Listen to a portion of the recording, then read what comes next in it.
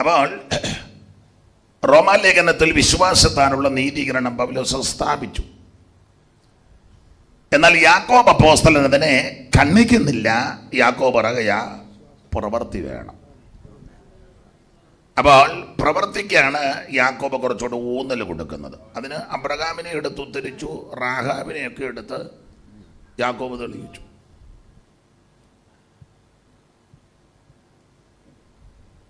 ചില വേദപഠിതാക്കൾ പറയുന്നത് യാക്കോബ് രക്ഷയ്ക്ക് വലിയ പ്രാധാന്യം കൊടുക്കുന്നില്ല, പ്രവൃത്തിക്കാണ് കൂടുതൽ ഊന്നൽ കൊടുക്കുന്നത്. എന്നാൽ യാക്കോബിന്റെ ലേഖനം പഠിക്കുമ്പോൾ നമുക്കറിയാം രക്ഷയ്ക്ക് വളരെ പ്രാധാന്യം കൊടുക്കുന്നയാളാണ് യാക്കോബ്. അത് വായിച്ചാൽ 3 വിധത്തിലെ രക്ഷ. 1 ആത്മരക്ഷ, 2 പ്രാണരക്ഷ, 3 ദേഹരക്ഷ. 3 വാക്യം വായിക്കാം.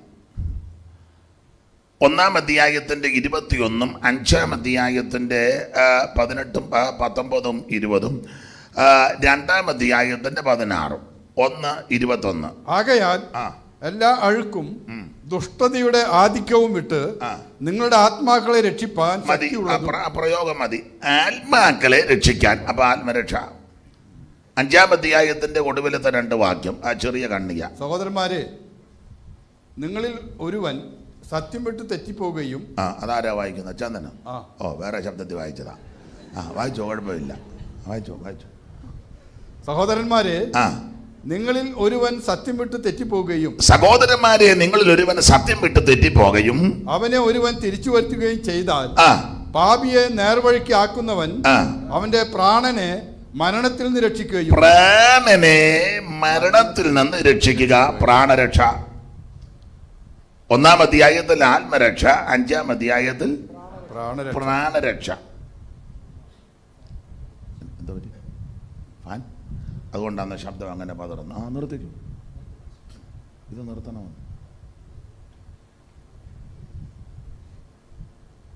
എവിടെ അതിൻ്റെ സ്വിച്ച്? പാസ് തന്നെ നിന്ന് ഓഫാക്കണമെന്നുണ്ടോ? നിങ്ങളങ്ങോട്ട് പോയി ഓഫാക്കും. പുള്ളിയെ കൊണ്ട് തന്നെ ഓഫാക്കിച്ചാൽ ഓരോരോ നിർബന്ധ ബുദ്ധി. അപ്പോൾ 1-ാം അധ്യായത്തിൽ ആത്മരക്ഷ, 5-ാം അധ്യായത്തിൽ പ്രാണരക്ഷ. രക്ഷയ്ക്ക് പ്രാധാന്യം കൊടുക്കുന്നുണ്ട്. അതുകൊണ്ടാണ്. ഇനി 2-ാം അധ്യായത്തിന്റെ 16-ാമത്തെ വാക്യം. സമാധാനത്തോടെ പോയി തീ കായുകയും. ഒരുത്തം പരുവക്കേടി വരുമ്പോ അവനോട് പറഞ്ഞു വിടുക, സമാധാനത്തോടെ പോയി തീ കായുകയും വിശപ്പെടുക്കുകയും ചെയ്യുവിൻ എന്ന് പറയുന്നതല്ലാതെ ദേഹരക്ഷയ്ക്ക് ആവശ്യമുള്ളത്. അപ്പൊ ദേഹരക്ഷ ഉണ്ടോ? അപ്പോൾ ആത്മരക്ഷ, പ്രാണരക്ഷ, ദേഹരക്ഷ, 3 രക്ഷയ്ക്കും യാക്കോബ് പ്രാധാന്യം. ഇതുപോലെ വേറെ ഏത് ലേഖനകർത്താവാ കൊടുത്തിരിക്കുന്നത്? അപ്പോൾ രക്ഷയ്ക്ക് വളരെ പ്രാധാന്യം കൊടുത്തയാളാ യാക്കോബ്. ഈ 3 രക്ഷയും ഒരു വ്യക്തിക്ക് അത്യാവശ്യമാണ്. അതിലേറ്റവും പ്രാധാന്യം ആത്മരക്ഷയാണ്. ആത്മരക്ഷ മാത്രം കിട്ടിയിട്ട് ഈ ലോകത്ത് ജീവിക്കാനൊക്കത്തില്ല. ദേഹരക്ഷ ആവശ്യമാണ്.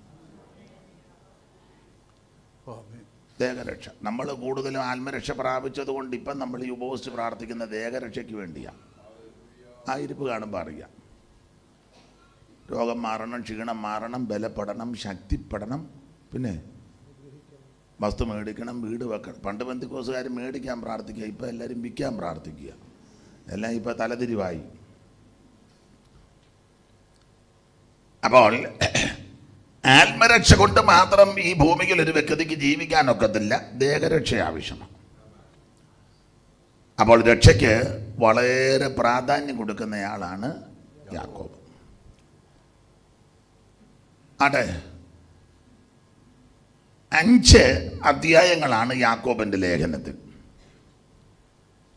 ധാരാളം വിഷയങ്ങൾ ഈ ലേഖനത്തിലുണ്ട്.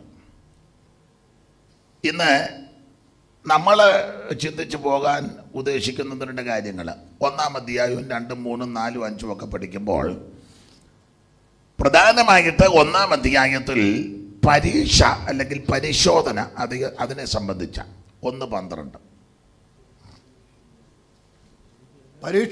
വായിക്കാൻ പറഞ്ഞു. പരീക്ഷ സഹിക്കുന്ന മനുഷ്യൻ ഭാഗ്യവാൻ. 1:12 ഞാൻ പറഞ്ഞായിരുന്നു. പരീക്ഷ സഹിക്കുന്ന മനുഷ്യൻ ഭാഗ്യവാൻ, അവൻ കൊള്ളാവുന്നവനായി തെളിഞ്ഞ ശേഷം കർത്താവ് തന്നെ സ്നേഹിക്കുന്ന. പരീക്ഷ സഹിക്കുന്ന മനുഷ്യൻ ഭാഗ്യവാൻ. അപ്പൊ പരീക്ഷയെ സംബന്ധിച്ച 2:14 പ്രവൃത്തി.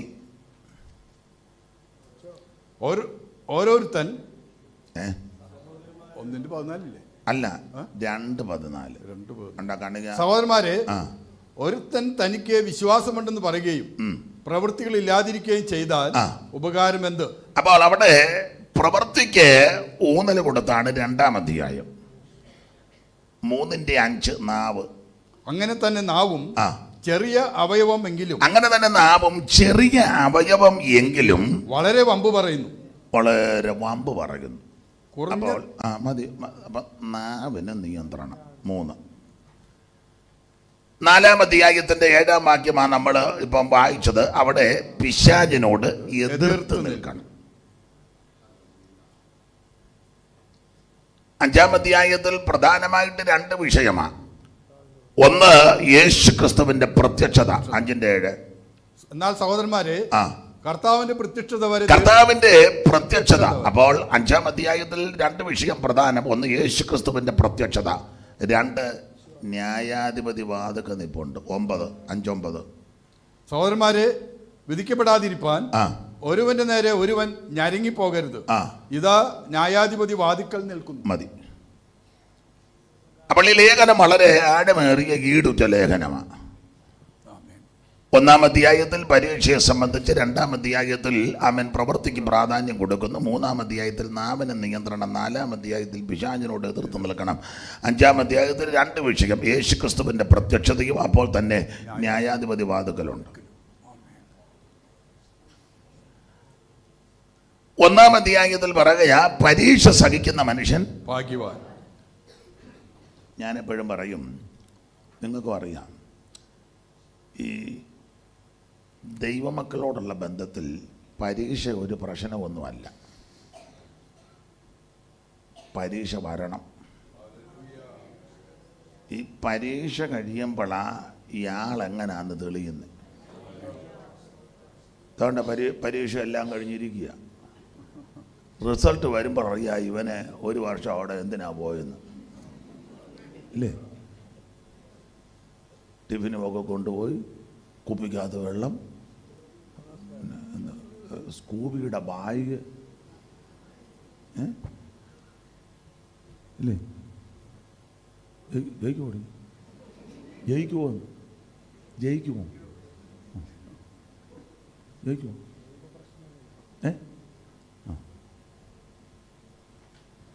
ജയിക്കും. അപ്പൊ ശ്രദ്ധിക്കുക, ഈ പരീക്ഷ കഴിഞ്ഞ് അറിയാം ആളെങ്ങനെ ഉണ്ടെന്ന്. അതാ പരീക്ഷ സഹിക്കുന്ന മനുഷ്യൻ ഭാഗ്യവാൻ. അത് കഴിയുമ്പോൾ ഇവൻ കൊള്ളാവുന്നവനാണെന്ന് തെളിയുന്നു. ഈ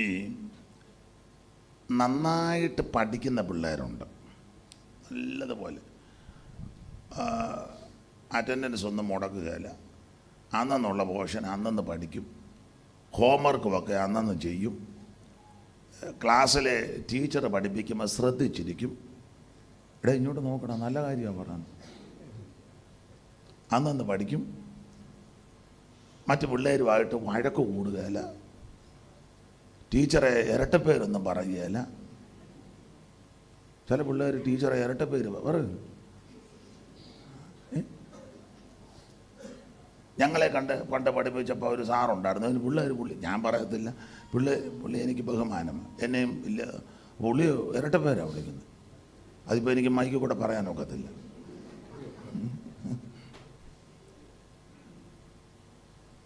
അപ്പം ഈ സാറ് പഠിപ്പിക്കുന്നത് ശ്രദ്ധിക്കണം, സാറിനെ ബഹുമാനിക്കണം. പണ്ടൊക്കെ സാറന്മാരെ ബഹുമാനം, ഇപ്പം സാറ് പേടിച്ചാണ് നടക്കുന്നത്. അയ്യോ എൻ്റെ സ്റ്റുഡൻസ് ആവണം, എൻ്റെ സ്റ്റുഡൻ്റ് ആവണം, ഞാൻ അവൻ പോയി കഴിഞ്ഞ് വരാം, അവൻ കയറുന്ന വണ്ടിയെ ഞാൻ ഭയമാണ്. ഇന്ന് നമ്മളൊരു ദുഃഖവാർത്ത കേട്ട് വെച്ചിരിക്കുക. ദൈവമേ, കുടുംബങ്ങളെയൊക്കെ ദൈവം ആശ്വസിപ്പിക്കട്ടെ. സ്തോത്രം. അപ്പൊ ശ്രദ്ധിക്കുക, നല്ലതുപോലെ പഠിക്കുന്ന മോനെ കോൺലെസ് തരാവോ? അതായിരിക്കും നല്ലത്. അതല്ലേ നല്ലത്. അപ്പൊ പിന്നെ പാന് വിടാം. ഓഫാക്കിയ പുള്ളിയിട്. ഞാനിങ്ങോട്ടൊന്ന് ഇറങ്ങിക്കോട്ടെ, കുഴപ്പം. ദൈവത്തിന് മഹത്വം. അപ്പൊ ശ്രദ്ധിക്കുക, നല്ലതുപോലെ പഠിക്കുന്ന പിള്ളേരുണ്ട്. അപ്പൊ അങ്ങനെയുള്ള പിള്ളേര്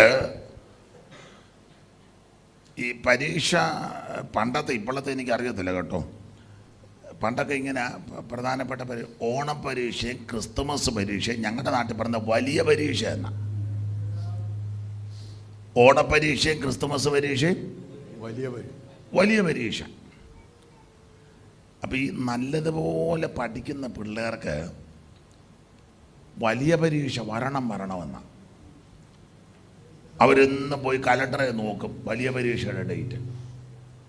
ചില പിള്ളേർ പേനായോ പെൻസിലോ ഉണ്ടോ അവിടെ എല്ലാം മട്ടം വരച്ചിടും. എന്നിട്ട് കൂടെ അപ്പനോടോ അമ്മയോടോ ഒക്കെ പറയും, ഇതാ വലിയ പരീക്ഷയുടെ ദിവസം. അപ്പം ഈ നല്ലതുപോലെ പഠിക്കുന്ന പിള്ളേർക്ക് ഈ പരീക്ഷ വരണേ വലിയ പരീക്ഷ വരണേ.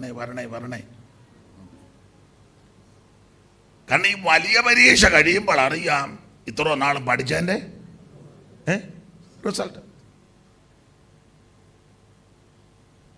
ക്ലാസ്സിൽ ഒന്നാമതാണോ, ഡിസ്റ്റിങ്ഷൻ കിട്ടുകയാണോ, അതോ റാങ്ക് ലിസ്റ്റിൽ വരുമോ, വന്നാൽ എത്ര റാങ്കാണ്.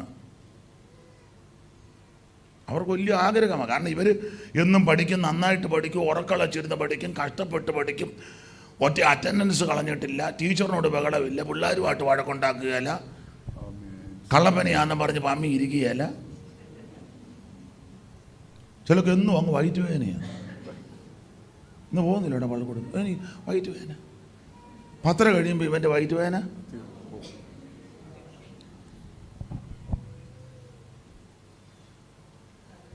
അപ്പൊ ഈ നന്നായിട്ട് പഠിക്കുന്ന പിള്ളേര് പഠിച്ചിരിക്കുകയല്ലേ, അവരുടെ ആഗ്രഹം മുഴുവൻ വലിയ പരീക്ഷ വരണം.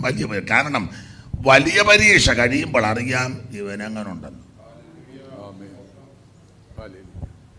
ആത്മീക ജീവിതത്തിൽ ഇത് തന്നെ. വിശ്വസ്തരായിട്ട് നിൽക്കുകയും വിശുദ്ധിയോടെ നിൽക്കുകയും വചനം പഠിച്ചവർക്കും ആരാധിക്കുന്നവർക്കും ഉപവസിക്കുന്നവർക്കും പ്രാർത്ഥിക്കുന്നവർക്കും ദൈവത്തോടും ദൈവസഭയോടും ദൈവകുഞ്ഞുങ്ങളോടും ഒക്കെ നല്ല രീതിയിൽ ഇടപെടുന്നവർക്കും തന്നാലാവും വിധം വിശ്വസ്തരായിട്ട് ജീവിക്കുന്നവർക്ക് പരീക്ഷ വിഷയമല്ല.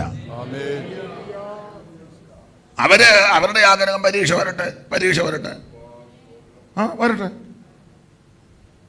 ഇത് കഴിയുമ്പോൾ ഞാൻ ഒന്നുകൂടെ തെളിഞ്ഞ് പുറത്തിറങ്ങാൻ പോവുക. സ്തോത്രം. പക്ഷെ മറുവശം പള്ളിക്കൂടത്തിൽ പോകാത്ത പിള്ളേരുണ്ട്, സ്കൂളിൽ പോകാതെ പറക്കാൻ നടക്കുന്നവനുണ്ട്, സൈക്കിളുമായിട്ട് ഇടവഴി കയറി പമ്മിയിരിക്കുന്നവനുണ്ട്, എന്നും വയറ്റ് വേദനയുള്ള പിള്ളേർ ഉണ്ട്. ടീച്ചറെ ഇരട്ടപ്പേര് പറഞ്ഞു കൂടെയുള്ള പിള്ളേരും തമ്മിത്തലുണ്ടാക്കി വെച്ച് പിറ്റേന്ന് അവൻ പോകുന്നില്ല ഇവിടെ. ഇന്ന് ഞാൻ പോകുന്നില്ല. തല്ലുണ്ടാക്കിയപ്പോൾ അവൻ പറഞ്ഞു നാളെ നിന്നെ കണ്ടേക്കാന്ന്. തന്നെ ഇവൻ പഠിക്കത്തുമില്ല, പുസ്തകം തുറക്കുകയില്ല, പഠിക്കുകയില്ല. അങ്ങനെയുള്ളവൻ്റെ ചിന്ത എന്നാണെന്നറിയാവോ? അവന് വലിയ പരീക്ഷയുടെ ഡേറ്റ് അടുത്ത് വരുമ്പം ഇവൻ ചിന്തിക്കുന്ന, കർത്താവ് ഈ സ്കൂളിന് ആരെങ്കിലും തീ വെക്കണേ, ഹെഡ് മാസ്റ്റർ ചത്തുപോണേ, ആ ചോദ്യപേപ്പർ ആരെങ്കിലും അടിച്ചു മാറ്റിക്കൊണ്ട് പോകണം. ഇവൻ്റെ പ്രാർത്ഥന ഇതാ, സ്കൂൾ കത്തണേ, ടീച്ചർ ആകണേ. കാരണം ഇവനറിയാം ഈ പരീക്ഷയിൽ ഇവൻ ജയിക്കത്തില്ല. അപ്പോൾ സ്കൂളിന് തീ പിടിച്ച വിഷയം തീർന്നല്ലോ. അല്ലെങ്കിൽ സാറ് ചത്തുപോയാ. അല്ല, ആത്മീകത്തിൽ ഇവനൊക്കെ തന്നെ. ഈ ആത്മീകത്തിൽ ശരിയാകാത്ത ആൾക്കാരാ കർത്താവേ അത് വരരുതേ, ഇത് വരരുതേ, അത് വരരുതേ, രോഗം വരരുതേ. ക്ഷീണം ഉണ്ടാകരുത്, ബുദ്ധിമുട്ടൊന്നും വരരുത്, എനിക്കും എൻ്റെ പിള്ളേർക്കും ഒരു കുഴപ്പവും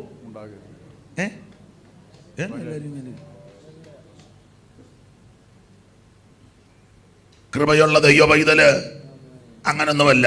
അവര് പറയും വരട്ടെ, അതിനെ തരണം ചെയ്യുവാനുള്ള കൃപ ദൈവം പകരും. Praise the Lord. Praise the Lord.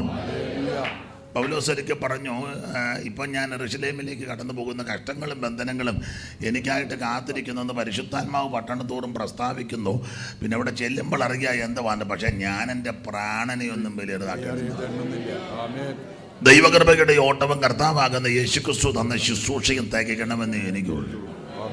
അപ്പൊ പൗലോസിന് ഇത് വിഷയമൊന്നുമല്ല. ഒരു ദൈവഭക്തൻ അങ്ങനെ ആയിരിക്കണം. പരീക്ഷകൾ വരുമ്പോൾ പതറരുത്. ഈ പരീക്ഷ കഴിയുമ്പോൾ അറിയാം ആളെങ്ങനെ ഉണ്ടെന്ന്. എല്ലാ ഭാഗവും എടുക്കുന്നില്ല. പരീക്ഷയെ ജയിക്കാൻ ദൈവം നമുക്ക് കൃപ തരും. പൗലോസ് ഒരിക്കല് കൊരിന്ത്യർ ലേഖനം 10-ാം അധ്യായത്തിന്റെ 13 പറഞ്ഞു, മനുഷ്യർക്ക് നടപ്പല്ലാത്ത പരീക്ഷ നിങ്ങൾക്ക്. അപ്പം നമുക്ക് സഹിക്കാൻ പറ്റാത്തതൊന്നും ദൈവം നമുക്ക് തരികയില്ല. ആ വാക്യം ഒന്ന് വായിച്ചു വെച്ചാൽ 10:13. മനുഷ്യർക്ക് നടപ്പല്ലാത്ത പരീക്ഷ നിങ്ങൾക്ക് നേരിട്ടിട്ടില്ല. ദൈവം വിശ്വസ്തൻ. നിങ്ങൾക്ക് കഴിയുന്നതിന് മീതെ പരീക്ഷ നേരിടുവാൻ സമ്മതിക്കാതെ നിങ്ങൾക്ക് സഹിപ്പാൻ കഴിയേണ്ടതിന് പരീക്ഷയോട് കൂടെ അവൻ പോക്കുവഴിയും ഉണ്ടാക്കും. അപ്പൊ ശ്രദ്ധിക്കുക, മനുഷ്യർക്ക് നടപ്പല്ലാത്ത പരീക്ഷ നിങ്ങൾക്ക് നേരിട്ടിട്ടില്ല എന്ന് പറഞ്ഞാൽ ദൈവമക്കളെ, നമുക്ക് സഹിക്കാൻ പറ്റാത്തതൊന്നും ദൈവം തരികയല്ല. നമ്മളെ കൊണ്ട് വഹിക്കാൻ പറ്റാത്ത ഒന്നും ദൈവം നമുക്ക് തരികയല്ല. ഈ യെശയ്യാ പ്രവചനത്തില് നമ്മൾ വായിക്കുന്നല്ലോ, 28-27 വായിച്ചു. അറിവുള്ള വാക്യമെങ്കിലും ഒന്ന് വായിച്ചു. 28-27.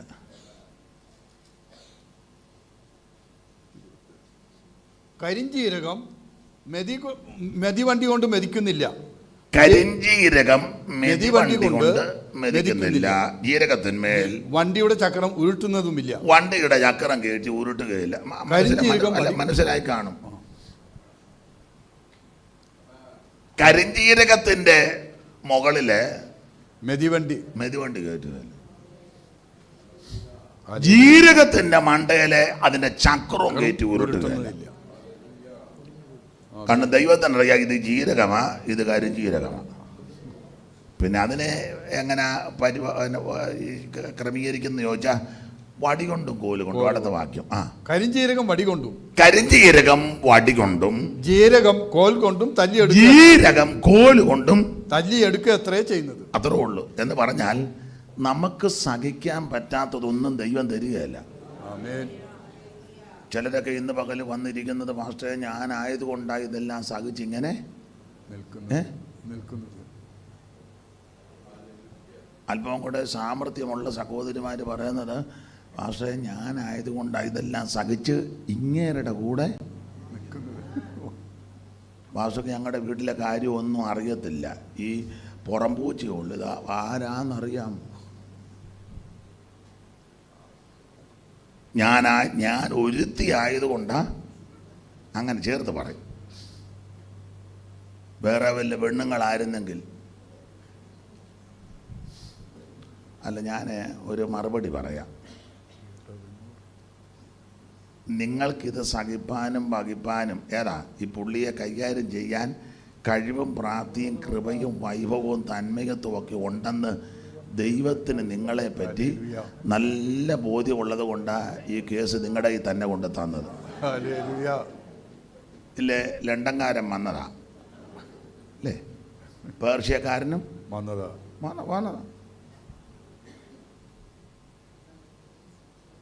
എന്നോടൊരു സഹോദരി പറഞ്ഞ, കാനഡ തോമാച്ചൻ എന്നെ ആലോചിച്ചതായിരുന്നു.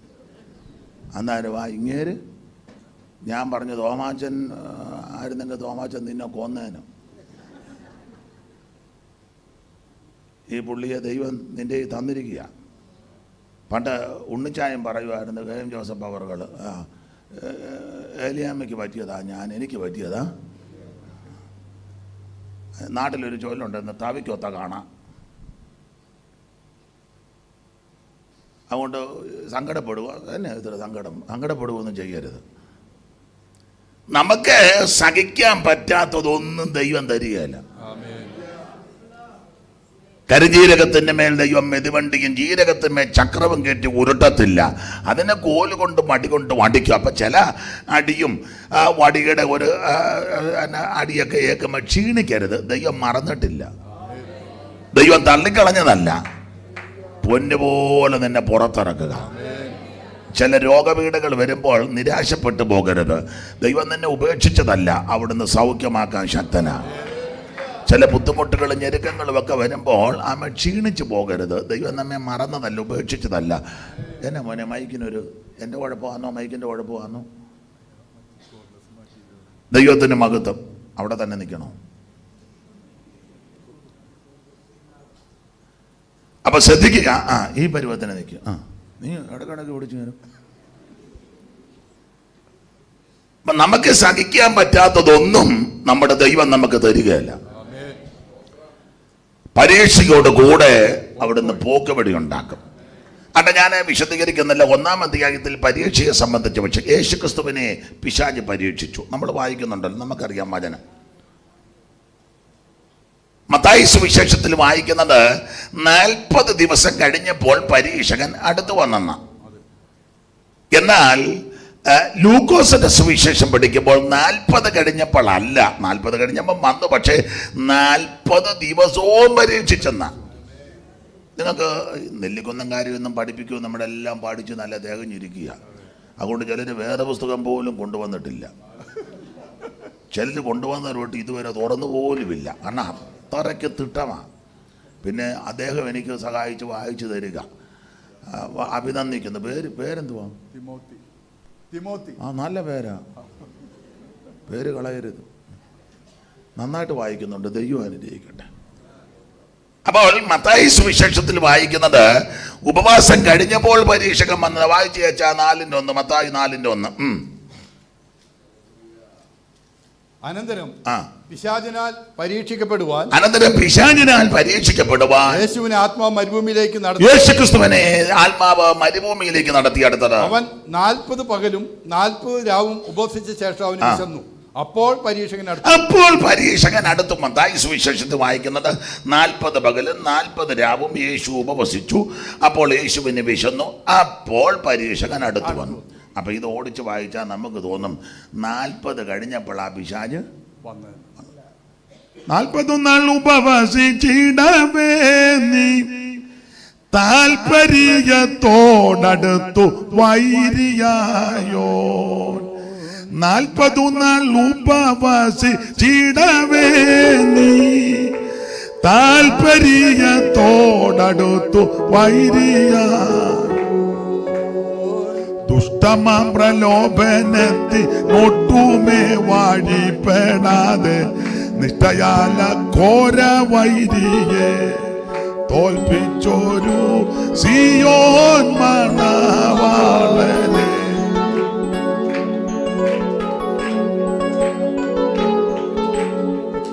എനിക്ക് തൊണ്ടയെല്ലാം പോകുന്ന സഹായിക്കാനാ പറഞ്ഞു.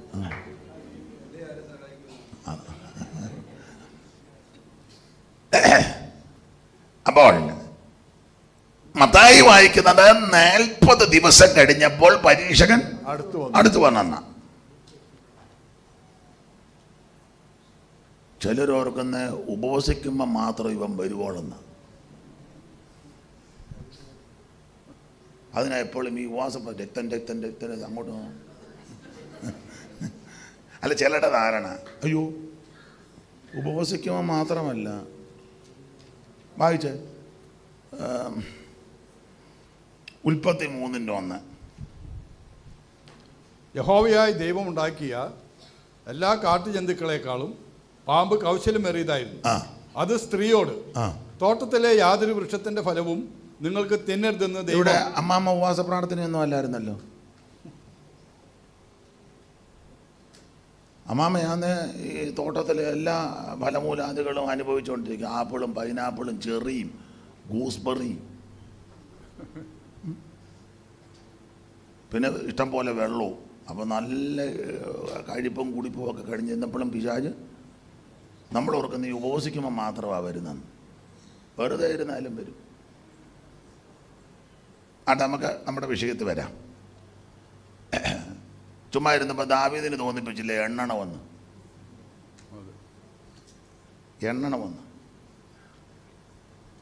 അപ്പൊ ഇവിടെ 40 ദിവസം കഴിഞ്ഞപ്പോൾ പരീക്ഷകൻ അടുത്ത് വന്നു.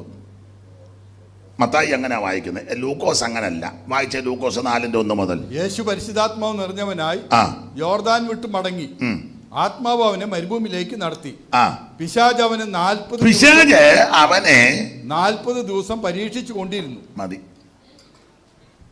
40 ദിവസവും പരീക്ഷിച്ചുകൊണ്ടിരുന്ന. മത്തായി എഴുതിയിരിക്കുന്നത് 40 കഴിഞ്ഞപ്പോൾ പരീക്ഷകൻ വന്നു. പക്ഷെ ലൂക്കോസ് ചരിത്രം പഠിച്ച ആളാണ്. അതുകൊണ്ടാണല്ലോ താന് അതങ്ങനെ തന്നെ എഴുതിയിരിക്കുന്നത്. ചരിത്രമൊക്കെ നന്നായിട്ട് അപഗ്രഥിച്ച് പഠിച്ച് എഴുതിയ ആളാണ്. അപ്പം അദ്ദേഹം എഴുതിയിരിക്കുന്നത് 40 ദിവസവും പരീക്ഷിച്ചുകൊണ്ടിരുന്നു. 40 ദിവസവും. അപ്പം നമുക്കൊരു ചിന്ത, ഈ 40 ദിവസവും എന്തോ പരീക്ഷ. അതിനൊരു ചെറിയ ഒരു സൂചന മർക്കോസ് തന്നിട്ടുണ്ട്. വായിച്ചേ, മർക്കോസിന്റെ സുവിശേഷം 1-ാം അധ്യായത്തിന്റെ 12-ാമത്തെ തിരുവെടുത്ത്. അനന്തരം ആത്മാവ് അവനെ മരുഭൂമിയിലേക്ക് പോകുവാൻ നിർബന്ധിച്ചു. അടുത്തത്, അവിടെ അവൻ സാത്താനാൽ പരീക്ഷിക്കപ്പെട്ട് 40 ദിവസം മരുഭൂമിയിൽ കാട്ടുമൃഗങ്ങളോട് കൂടി ആയി. 40 ദിവസവും മരുഭൂമിയിൽ കാട്ടുമൃഗങ്ങളോടുകൂടെ. ദൈവത്തിന് മഹത്വം. ഇതിനെ കണക്ഷൻ ചെയ്യാനാണ്. ചെയ്തു. 40 നാൾ ഉപവസിച്ചിടവേ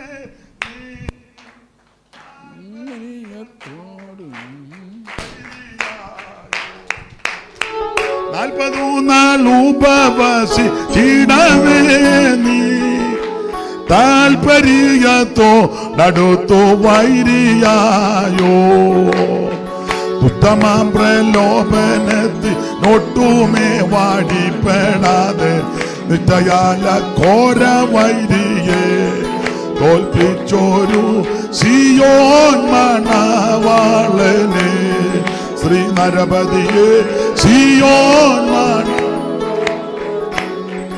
കരമുയർത്തി ദൈവത്തെ മഹത്വപ്പെടുത്തും. അത് ശ്രദ്ധിക്കുക. മത്തായി പറഞ്ഞത് 40 കഴിഞ്ഞപ്പോൾ വന്നു. ലൂക്കോസ് പറഞ്ഞ് 40 ദിവസവും പരീക്ഷകനുണ്ടായിരുന്നു. അതെന്തോ പരീക്ഷ? അന്ന് മർക്കോസ് ഒരു സൂചന തരുന്നു. അവിടുന്ന് 40 ദിവസവും കാട്ടുമൃഗങ്ങളോടുകൂടെ.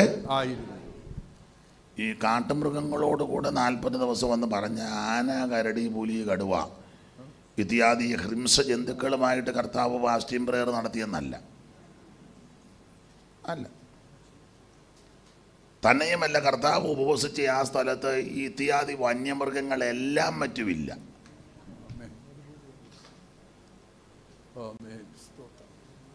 പണ്ടൊരു പാട്ടുണ്ടായിരുന്ന, കാട്ടാന, കരടി, പുലി, ചെന്നായി, കാട്ടുപോത്ത്, കരിമ്പുലിക്കൂട്ടം. അതിന് കൈയടിക്കരുത്, വേറെ പാട്ടാ, വ്യാജ് കയറും.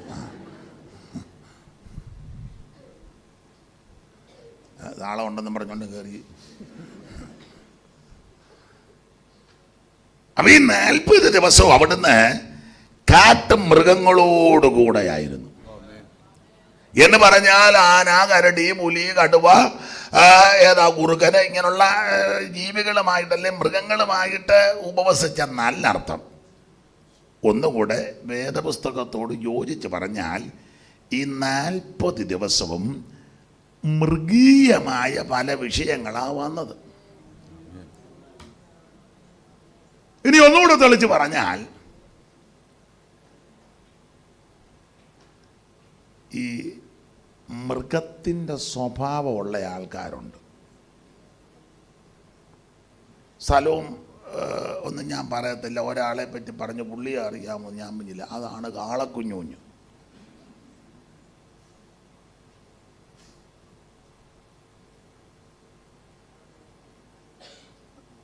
പേരിട്ടതാ.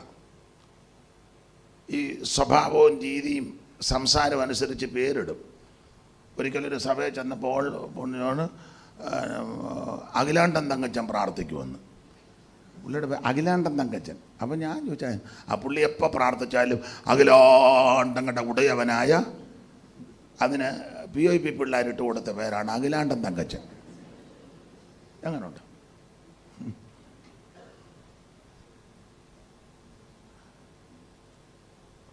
അങ്ങനെയുള്ള ആൾക്കാരുണ്ട്. റാന്നിയിലുണ്ടായിരുന്നു അണ്ടകടാകം ബേബി. ഏത് പ്രാർത്ഥനയ്ക്കകത്തും പുള്ളി അണ്ടകടാകങ്ങളെ ഒരു പാചകം കയറ്റും പുള്ളി. അങ്ങനെ ഒത്തിരി ഉണ്ട്. അപ്പൊ ഈ 40 ദിവസവും എന്നാ മോനെ നിങ്ങൾ പറയും, ഇവിടെ ഉണ്ടോ ആരേലും? അവർ രണ്ടുപേരുടെ പറഞ്ഞു, എന്തോ പറഞ്ഞു, ആ യോഗം കഴിഞ്ഞ് പറഞ്ഞാൽ മതി എന്നാ. അപ്പോൾ 40 ദിവസവും കാട്ടുമൃഗങ്ങളോട് കൂടെ ആയിരുന്നു എന്ന് പറഞ്ഞാൽ അതിനൊരു ആശയം വചനത്തോട് ബന്ധപ്പെട്ട മൃഗീയമായ പല വിഷയങ്ങൾ അല്ല, ഒന്നുകൂടെ തെളിക്ക, മൃഗ സ്വഭാവമുള്ള വിഷയങ്ങൾ. നിങ്ങൾ വേറെ പുസ്തകം പഠിച്ചാൽ ചില വ്യക്തികളെയൊക്കെ മൃഗത്തോട് തുല്യപ്പെടുത്തിയല്ലേ പറഞ്ഞത്. 40 ദിവസവും കാട്ടുമൃഗത്തോട് കൂടെ എന്ന് പറഞ്ഞ മൃഗ സ്വഭാവമുള്ള ആൾക്കാർ നമ്മുടെ ഇടയിലുണ്ട്. മിക്ക സഭയിലും ഉണ്ട്, നെല്ലിക്കുന്നത്തും ഉണ്ട്. ചില പാസ്റ്റർമാർ പറയും ഇവിടുത്തെ കാര്യമല്ല, ഞാൻ അവിടുത്തെ ഒന്നുമില്ല, ഇവിടല്ലേ ഇപ്പം വന്നേക്കുന്നേ, എന്തിനാ അങ്ങോട്ട് പോകുന്നത്? ഇപ്പൊ ഇങ്ങനെ 21 ദിവസം 20 ദിവസം അമ്മി ഇരിക്കുന്നെങ്കിൽ ചിലതൊക്കെ മൃഗത്തിന്റെ സ്വഭാവമാണ്. പിന്നെ ഉപവാസ പ്രാർത്ഥന ആയതുകൊണ്ട് 10 മുതൽ 1 മണി വരെ ശല്യമില്ല, വൈകിട്ട് 7 മുതൽ 9 വരെ ഇല്ല. അത് കഴിയുമ്പോൾ പയ്യ ഇനി 21 കഴിഞ്ഞാൽ നാളെ ഒന്ന് കമ്മിറ്റിക്ക് കുടിക്കുക, അന്നേരം തനി സ്വഭാവം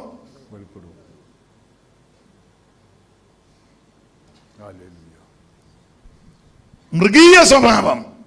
അല്ല, ചില വ്യക്തികളെ അങ്ങനല്ലേ പരാമർശിച്ചത്. 8-ാം വാക്യം വായിച്ച് തിമോത്തിച്ചായ ഉൽപ്പത്തി 49:8 വായിരു.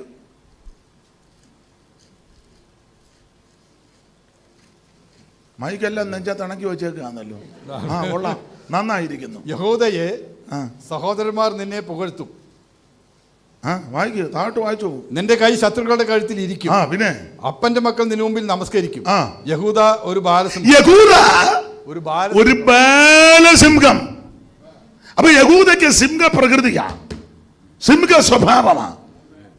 എന്തുവാ സിംഹത്തിന്റെ പ്രകൃതി? അത് ഒത്തിരി ഉണ്ട്. 2 കാര്യം പറയാം. സിംഹത്തിന്റെ ഒരു പ്രകൃതി നിങ്ങൾ ശ്രദ്ധിച്ചോണം. ഏര കിട്ടിയില്ലെങ്കിൽ ഒരിടും. നമ്മുടെ സഭയിലുമൊക്കെ ചില ആൾക്കാരില്ലേ, ചിലരെ നമ്മൾ വിശേഷമായിട്ട് വിളിക്കും, വചനം ഒന്നും പറഞ്ഞില്ലേ അവിടെ നിന്നും മോരിടും. അത് പാസ്റ്റർക്ക് അറിയാം.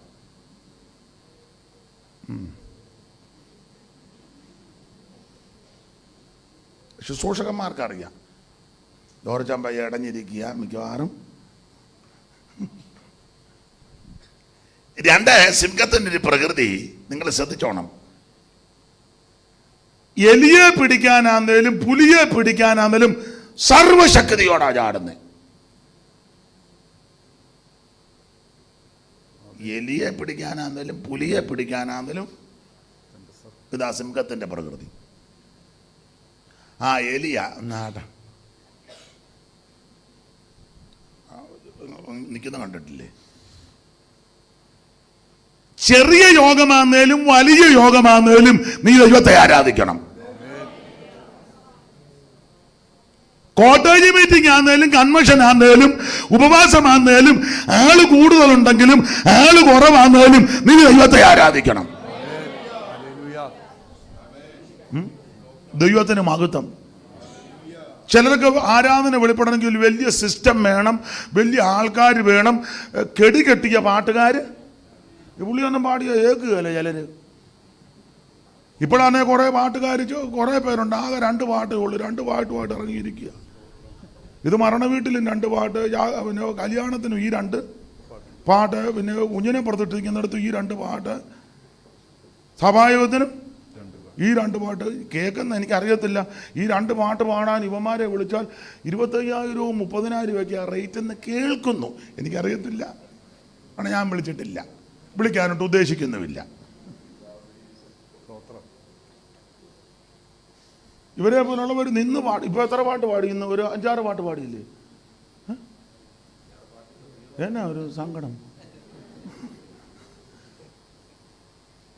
സ്തോത്രം. മറ്റവരൊക്കെ തുക പറഞ്ഞ് ഒക്കുക. അല്ല, നമ്മുടെ പിള്ളേർക്കും ഇപ്പൊ അവര് മതി. ഞാൻ മുമ്പേ പറഞ്ഞ പോയിന്റ് ഒന്നുകൂടെ വരിക. ആ പഴയ പാട്ട് പാടി എല്ലാവരും കൂടെ ചേർന്നൊന്ന് കൈയടിച്ച് ആരാധിച്ച് അന്തരീക്ഷം അന്നേരം മാറും. അതിനകത്ത് ജീവനാ, ദൈവത്തിന്റെ മഹത്വം. പാട്ട് പാടുന്നതിന് ഞാനെതിരൊന്നുമല്ല, ദൈവത്തിന്. ഇപ്പൊ ഇതെല്ലാം വലിയ ബിസിനസ്സാ. ഇത്ര റേറ്റ്, അത് സമയമാകുമ്പോൾ ഇങ്ങോട്ട് വരും, 2 പാട്ട് പാടും. എന്നതാണ് എനിക്ക്. പിന്നെ ആർട്ടിഫിഷ്യലായിട്ട് ഉണർവുണ്ടാക്കും. ഇതെല്ലാം കൂടെ വെച്ച് അങ്ങോട്ട് അരപ്പിച്ചും. പിന്നെ ഇവര് ആക്ഷൻ ഉണ്ട്.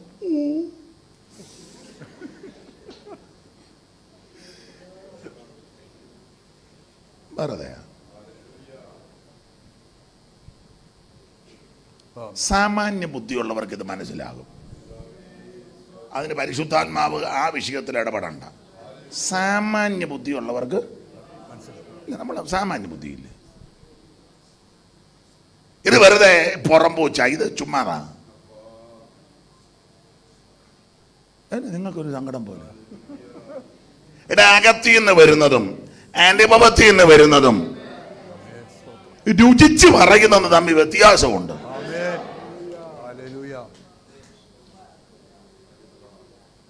ഉണ്ട്. നിങ്ങൾ യോജിച്ചാലും യോജിച്ചില്ലും എനിക്കൊന്നും വിഷയമല്ല. സ്തോത്രം. അവിടെ വിഷയത്തിൽ വരാം. ദൈവത്തിന് മഹത്വം. അപ്പൊ യഹൂദയെ പരാമർശിക്കുന്നത് ഇവൻ ബാലസിംഹമാ, സിംഹപ്രകൃതിയാണ്. തിമോഥെയോസ് 49:17 ഒന്ന് വായിച്ച്. ദാൻ വഴിയിൽ ഒരു പാമ്പും. ദാൻ വഴിയിൽ പാമ്പ്. ദാൻ വഴിയിൽ പാമ്പാ. പാതയിൽ ദാനിനെ പറ്റി പറയും. ഇവൻ വഴിയിൽ പാമ്പ്. ഇവൻ സഭയ്ക്കകത്തും പാമ്പാ. ഞായറാഴ്ച വന്ന് ഇവനൊരു സീറ്റുണ്ട്, പമ്മി അവിടെ തറ കൂടി ഇരിക്കും. വലിയ ശല്യമൊന്നുമില്ല.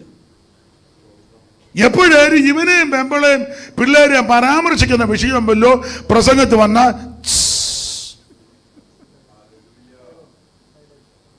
ചീറ്റും. ഒക്കുന്നെങ്കിൽ ഒരു കൊത്തും.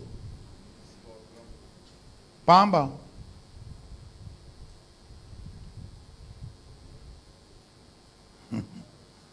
സ്തോത്രം. ഞാനെപ്പോഴും പറയും, പാമ്പ് തന്നെ പല ടൈപ്പുണ്ട്. പണ്ട് പറഞ്ഞ പോലെ നീർക്കോലിയുണ്ട് സഭയ്ക്കകത്ത്. സഭയ്ക്കകത്ത് പാമ്പുണ്ട്. പത്രോസ് പറഞ്ഞല്ലോ, ശാന്തന്മാർക്ക് മാത്രമല്ല അവൻ മൂർഖനുണ്ട്. മൂർഖനുണ്ട്. നീർക്കോലിയുണ്ട്. നീർക്കോലി ഇങ്ങനെ പൊളഞ്ഞു കിടക്കുന്നുള്ള, കടിക്കത്തില്ല. അഥവാ കടിച്ചാലും ഒരു ദിവസത്തെ അത്താഴം. അപ്പോൾ ഒരുത്തൻ നിരൂപിച്ചാൽ ഒരു നേരത്തെ യോഗമൊക്കെ മുടക്കാം. നീർക്കോലി വിചാരിച്ചാൽ. വേറെ ഒരിനമുണ്ട്, ചേര. വണ്ണവും നീളവും ഉണ്ട്, പക്ഷെ കടിക്കത്തില്ല, കീറി ചുറ്റും. അപ്പം ഇനം അറിയാമെങ്കിൽ നമ്മൾ മൗനമായിട്ട് നിന്നാൽ മതി. അതുപോലെ തന്നെ അഴിഞ്ഞങ്ങ് ഇനം അറിയണം.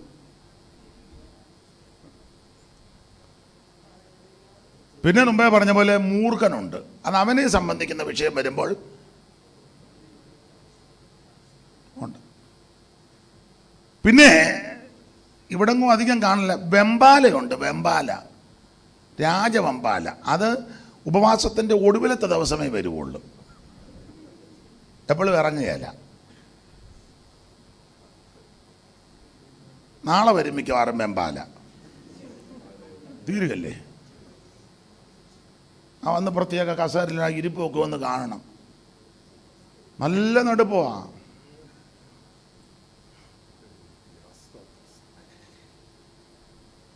ആട്ടെ, ഇപ്പം കാണാറില്ല. പണ്ട് ഒരു തരം ഇനം ഉണ്ടായിരുന്നു, വില്ലൂന്നി. കേട്ടിട്ടില്ലേ? വില്ലൂന്നി വാലയെ കുത്തി. അത് പാസ്റ്റർ പ്രസംഗിക്കുന്നതിനേക്കാളും ഡീപ്പായിട്ട് പറയും. പാസ്റ്റർ മേളിൽ കൂടെ വില്ലൂന്നി. വില്ലൂന്നിയുണ്ട്. അപ്പം ഈ വില്ലൂന്നിയൊക്കെ വരുമ്പോൾ നമ്മളങ്ങ് ഒതുങ്ങി കൊടുക്കും. എങ്ങനെയും ആയിക്കോട്ടെ. ഇവൻ നേരെ ചെന്ന് ഏതെങ്കിലും ഒരുത്ത നല്ല ചൂരവടിയായിട്ട് നിൽപ്പുണ്ട്. ഇങ്ങനെ ചെല്ലുമ്പം ഒരടി അടിച്ച് അവനിട്ടോളും. അപ്പം ഈ സഭയ്ക്കകത്ത് പൊളവനും ചേരയും അണലി അണലിയുണ്ട്. അണലി പല ടൈപ്പാ. ചേനത്തണ്ടനുണ്ട്, കടിച്ചാൽ ചാകത്തില്ല, പക്ഷെ ആണ്ടിൽ അവിടെ ഈ ആണ്ടിലാണ്ടി പ്രശ്നം ഉണ്ടാക്കുന്ന ആൾക്കാരുണ്ട്. ആ അണലിയാ. ഒരുപാട് ഇയാൾ കഴിഞ്ഞ വർഷവും ഇതുപോലെ കേട്ടിട്ടില്ലേ? ഉടനെ പഴയ ആൾക്കാർ അതിൻ്റെ തലയെ കൊല്ലോ ഇവനിതായിരുന്നു. ഉടനെ പറയും ഇവൻ വന്ന കാലം മുതലേ വർഷത്തിലൊരു വഴക്ക്. ഇതെല്ലാം അണലിയാ. അപ്പൊ പല ടൈപ്പ് ആൾക്കാരുണ്ടെന്ന്. പിന്നെ ഞങ്ങൾ ദൈവദാസന്മാർ, ഞാൻ പറയാനുണ്ട്, മുടക്കാനും അടിയന്തര കമ്മിറ്റി കൂടി ഒതുക്കാനും കേന്ദ്രത്തിൽ കൊണ്ട് കൊടുക്കാനും കേസിന് ഒന്നും പോകരുത്. പിന്നെ ചെയ്യേണ്ടത് ഇങ്ങനെയുള്ള മൂർഖനും അണലിയും ബെമ്പാലയൊക്കെ ഉള്ളപ്പോൾ ഞങ്ങൾ എന്നാ വെച്ചാൽ പയ്യ മകുടി ഊതി ഇവനെ കൊട്ടയ്ക്കകത്ത് അങ്ങനെ ഇന്നിപ്പോൾ പ്രാവശ്യം 21 ദിവസം ആ മകുടി ഊതുന്നേ. ഇന്ന് ലാസ്റ്റ് ഊതാൻ എന്നെയും കൂടെ വിളിച്ചിരിക്കുക. അപ്പം 21 ദിവസമായിട്ട് മകുടി ഊതി മിക്കവാറും ഇന്ന് ഉച്ച കഴിഞ്ഞ് നിന്നെ കോട്ടയ്ക്കകത്ത് കയറ്റി ക്രമപ്പെടുത്തണം ദൈവത്തിൻ്റെ മഹത്വം. അപ്പോൾ ഈ 40 ദിവസവും കാട്ടുമൃഗങ്ങളോട് കൂടെ എന്ന് പറഞ്ഞാൽ വന്യമൃഗങ്ങളുമായിട്ട് ഉപവാസമെടുത്തെന്നല്ല, മൃഗീയ സ്വഭാവങ്ങൾ, മൃഗീയ വിഷയങ്ങൾ യേശു അഭിമുഖീകരിച്ചു. യഹൂദയെ പറ്റി പറയുക ബാലസിംഹം, ദാനെ പറ്റി പറയുക വടിയിൽ പാമ്പും പാതയിൽ സർപ്പം, ബെന്യാമീൻ കടിച്ചു കീറുന്ന ചെന്നായ, ഇസഖാര് അസ്ഥിബലമുള്ള കഴുത, പിന്നെ ഒരാളാണ് മാൻപേട, ഏതാ നഫ്താലി സ്വതന്ത്രയായിട്ട് നടക്കുന്ന മാൻപേട. ഇസ്മയേലിനെ പറ്റി പറയാ കാട്ടുകഴുത, കഴുതയ്ക്കോ ബോധമില്ല, കാട്ടുകഴുതയാകുമ്പം പിന്നെ കാക്കാശിന് സ്തോത്രം. അപ്പോൾ ഇങ്ങനെ മൃഗീയമായ പല വിഷയങ്ങൾ എൻ്റെ പ്രിയരെ നമ്മുടെ ക്രിസ്തീയ ജീവിതത്തിലും, അത് വീട്ടിൽ നിന്നാന്നേലും സഭയിൽ നിന്നാന്നേലും നാട്ടിൽ നിന്നാന്നേലും ഇങ്ങനെ മൃഗീയമായ പല വിഷയങ്ങൾ വരും. അങ്ങനെയുള്ള വിഷയങ്ങൾ വരുമ്പോൾ ചഞ്ചലിക്കരുത്. ഉപവസിക്കുകയും പ്രാർത്ഥിക്കുകയും ചെയ്യുന്നത് ഇങ്ങനെയുള്ളതിനെയൊക്കെ ജയമെടുക്കാനാ. Praise the Lord. പേർഷ്യ പോകാനും വിസ അടിച്ചു കിട്ടാനും വണ്ടി മേടിക്കാനും വീട് വെക്കാനും പെണ്ണിനെ കെട്ടിക്കാനൊന്നും അല്ല ഉപവാസം. അതൊക്കെ ദൈവം നടത്തി തന്നോളും. ഉപവസിക്കുന്ന എന്തിനാന്ന് വെച്ചാൽ നിന്റെ ക്രിസ്തീയ ജീവിതത്തെ, ആത്മിക ജീവിതത്തെ, ശുശ്രൂഷാ മണ്ഡലങ്ങളെ തകർക്കാൻ. അത് വീട്ടിനകത്താന്തേലും സഭയിൽ നിന്നാന്തേലും നാട്ടിൽ നിന്നാന്തേലും ചുറ്റുപാടിന് മൃഗീയമായ പല വിഷയങ്ങൾ പൊങ്ങി വരുമ്പോൾ അതിനെ കീഴ്പ്പെടുത്തുവാൻ, ജയിച്ചടക്കുവാൻ, അതിൻ്റെ മേൽ ജയമെടുക്കാനാ ഉപവാസം. Hallelujah, hallelujah. ഇങ്ങനെയുള്ള വിഷയങ്ങളെ ജയിക്കണം. അപ്പൊ യേശുക്രിസ്തു ഇതിനെല്ലാം ജയിച്ചു. അതാണ് നമ്മുടെ മാതൃക. ഈ 40 ദിവസം ഇതുപോലെ ഓരോ കേസാ വന്നേ. 40 ദിവസവും എല്ലാ ഭാഗത്തേക്കും പോകുന്നില്ല. പിന്നെ ഇതിൻ്റെ എല്ലാം ക്രോഡീകരണം എന്ന നിലയിൽ ആ ഒടുവിൽ 40 കഴിഞ്ഞപ്പോൾ ഇവൻ അടുത്ത് വന്ന് പറഞ്ഞു, നീ ഉപവാസമല്ലേ? അതെ. 40 അല്ലയോ? അത് ഇവൻ നല്ല വിശപ്പുണ്ടല്ലയോ? യേശു പറഞ്ഞു വിശപ്പൊക്കെ ഉണ്ട്. ഒരു കാര്യം ചെയ്യും, ഈ കല്ലുകളല്ല, ഞാനോ നിങ്ങളോ ആയിരുന്ന ഉടനെ കല്ലിനായിട്ട് പ്രാർത്ഥിക്കും, കർത്താവെ കൂർത്ത മൂർത്ത കല്ലുകൾക്കായി സ്തോത്രം, അപ്പമാക്കുന്നതിൻ്റെ നാമത്തെ മകത്ത് പ്രൈറ്റ്. ഓ, അപ്പം അങ്ങനെ ചില ശൈലികളുണ്ട് ഇല്ലേ?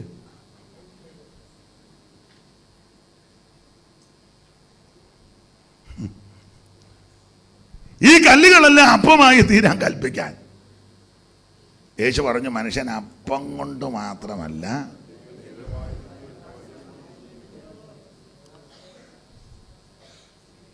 എനിക്ക് പാടാൻ പുള്ളി സഹായിക്കുന്നുമില്ല.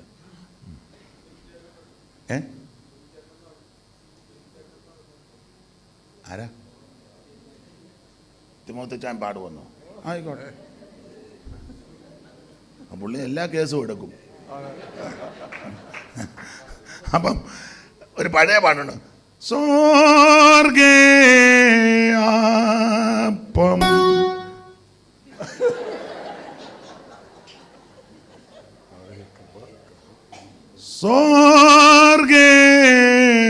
സ്വർഗേയാപ്പം സ്വർഗേ അപ്പം എനിക്കും തരേണമേ.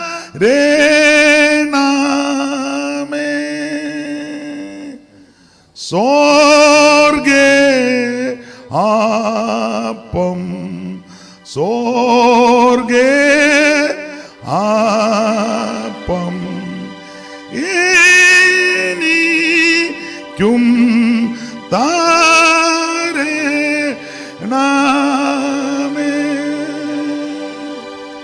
നിത്യ പാറ തുറന്നിട്ട് ജീവ നീർ നീ കൂടിപ്പ അഗ്നി മേഘ തൂണു കൊണ്ടു പാദ കാണിക്ക സ്വർഗേ അപ്പം സ്വർഗേ അപ്പം എനിക്കും തരേണമേ.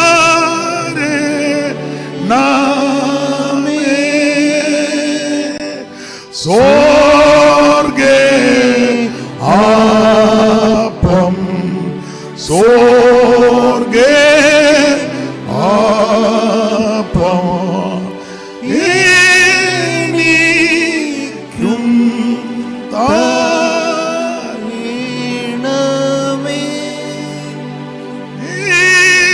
എനിക്കും തരേണമേ.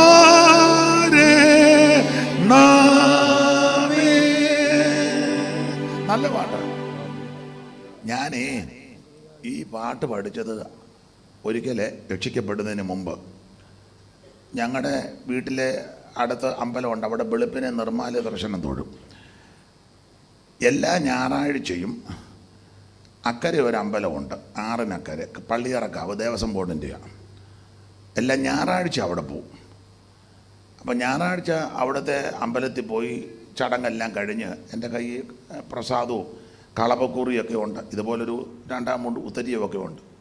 ക്ഷേത്രത്തിനകത്ത് ഷർട്ടിടാനൊക്കത്തില്ല. അപ്പോൾ തിരിച്ച് ഞാൻ ക്ഷേത്ര ദർശനം കഴിഞ്ഞ് ഒരു 9:30 ആകും. തിരിച്ച് മിക്ക ചടങ്ങും കഴിഞ്ഞ കടത്ത് കയറി വരുമ്പം ഈ വീട്ടിലോട്ട് വരുന്ന വഴിക്ക് ആറ്റുതിട്ടയിൽ ഒരു പള്ളിയുണ്ട്, CSI പള്ളി. എനിക്ക് ഈ പാട്ട് ഇഷ്ടമായതുകൊണ്ട്, ട്യൂണും സ്വരമൊന്നും നല്ലതല്ല, എന്നാലും പാട്ട് ഇഷ്ടമായതുകൊണ്ട് വലിയ താല്പര്യം കേൾക്കും. അപ്പം ഞാൻ അമ്പലത്തിൽ പോയിട്ട് വരുമ്പോൾ ഈ പള്ളിയിൽ ഈ പാട്ട് അവരെല്ലാവരോട് ചേർന്ന് പാടും. ഇങ്ങനെയൊന്നും അല്ല പാടുന്നത്, അവർ നന്നായിട്ടാണ് പാടുന്നത്. അന്ന് പഠിച്ച പാട്ടാണ്. എന്ന് പറഞ്ഞാൽ അമ്പലത്തിൽ പോയ കാലത്ത് പഠിച്ചതാണ്. നീ ഇതിനകത്ത് 50 കൊല്ലമായി ഇരിപ്പ് തുടങ്ങിയിട്ട്.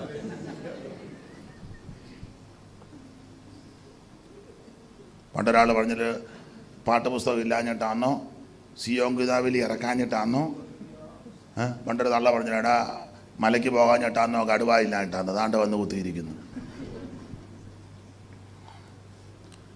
അപ്പം ഞാനിത് അമ്പലത്തിൽ പോയ കാലത്ത് എല്ലാ വരി അറിയത്തില്ല, ട്യൂണും ചില പദങ്ങളൊക്കെ കേട്ടിട്ടുണ്ട്, അത് ഇരുന്നു. പിന്നെ കൃപയെ വന്നു കഴിഞ്ഞപ്പോൾ അത് തപ്പിയെടുത്ത് നല്ല പാട്ട്, വർത്താനം പറയും, നല്ല പാട്ട്.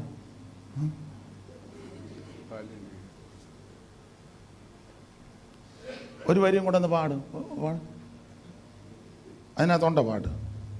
അറിയാമായിരുന്നല്ലേ?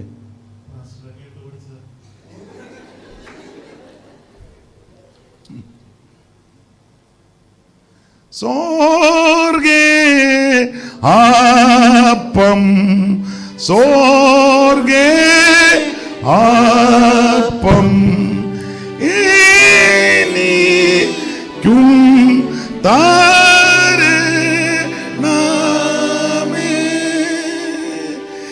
നിത്യനായ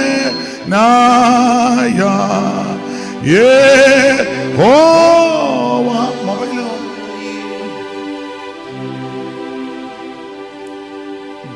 പുള്ളി പറഞ്ഞ് പാടിക്കോ. നല്ല പാട്ടാണ് കേട്ടോ. ഇത് ആരാധനാ സമയത്തൊക്കെ രണ്ടുപേര് പാടിയ വളരെ നല്ല അന്തരീക്ഷമാണ്, നല്ല പാട്ട്. അപ്പോൾ യേശുവിന്റെ അടുക്കൽ പിശാച് വന്ന് പറയുക, നീ ദൈവപുത്രനാ, 40 ദിവസം പൂർണ്ണമായിട്ടിരുന്നു, വിശപ്പ് കൊണ്ട് കല്ലുകൾ ഇഷ്ടം പോലെ അപ്പമായി തീരാൻ കൽപ്പിക്ക. യേശു പറഞ്ഞു, മനുഷ്യൻ അപ്പം കൊണ്ട് മാത്രമല്ല ദൈവത്തിന്റെ വായിൽ നിന്ന് വരുന്ന ആ പരീക്ഷയെ കർത്താവ് ജയിക്കുക. ഉടനെ സാത്താൻ അടുത്ത പോയിന്റുമായിട്ട് വന്ന്, അടുത്ത പോയിന്റ് പിശാച് പറഞ്ഞത് അങ്ങനെ തന്നെ മേളിലോട്ട് കൊണ്ടുപോയി, മേളിൽ കൊണ്ടുപോയി. ഈ മത്തായി വായിക്കുന്നത് ഉയർന്ന ഒരു മലയിൽ കൊണ്ടുപോയെന്ന, അങ്ങനല്ലയോ തിമോത്തിച്ചാ? ഉയർന്ന ഒരു മല വായിച്ചു. പിന്നെ പിശാച് അവനെ ഏറ്റവും ഉയർന്ന ഒരു, പിന്നെ പിശാച് അവനെ ഏറ്റവും ഉയർന്ന ഒരു മലമേൽ ഏറ്റവും ഉയർന്ന ഒരു മലമേൽ കൂട്ടിക്കൊണ്ടുപോയി. പിന്നെ ലോകത്തിലുള്ള സകല രാജ്യങ്ങളെയും അവയുടെ മഹത്വത്തെയും കാണിച്ചു. എല്ലാം കാണിച്ചു. ലോകത്തിലുള്ള സകല രാജ്യവും അതിന്റെ മഹത്വവും കാണിച്ചു. അന്നത്തെ വൻകിട രാജ്യം എന്ന് പറഞ്ഞാൽ അന്നത്തെ വൻകിട പട്ടണമെല്ലാം ക്ഷണത്തിൽ കാണിച്ചു. ഉയർന്ന മലയിൽ കൊണ്ടുപോയി. ഈ മത്തായി ഉയർന്ന മലയെന്ന, പക്ഷെ ലൂക്കോസ് മലയെന്നല്ല, മേപ്പോട്ട് കൊണ്ടുപോയെന്ന. അതാ കുറച്ചുകൂടെ നല്ലത്. അങ്ങനല്ലേ ലൂക്കോസ് എഴുതിയേക്കുന്നത്? അതാ കുറച്ചുകൂടെ. കാരണം മത്തായി എഴുതിയേക്കുന്ന ഉയർന്ന മലയെ പോയെന്ന. പലസ്തീനിലെ ഏത് വലിയ മലയിൽ ചെന്നാലും ലോകത്തിലെ എല്ലാ രാജ്യവും കാണാൻ പറ്റത്തില്ല. അതൊരു മലയിൽ ചെന്നാലും ഒക്കത്തില്ല.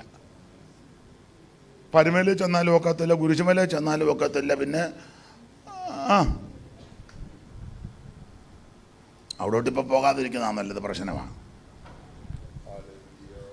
അപ്പൊ ലോകത്തിലെ ഒരു മലയിൽ ചെന്നാലും ലോകത്തിലെ എല്ലാ രാജ്യവും കാണാൻ പറ്റത്തില്ല. അപ്പൊ ലൂക്കോസ് എഴുതിയതാ കുറച്ചുകൂടെ നമുക്ക് യോജിക്കാൻ പറ്റുന്നത്. മേപ്പോട്ട് കൊണ്ടുപോയി.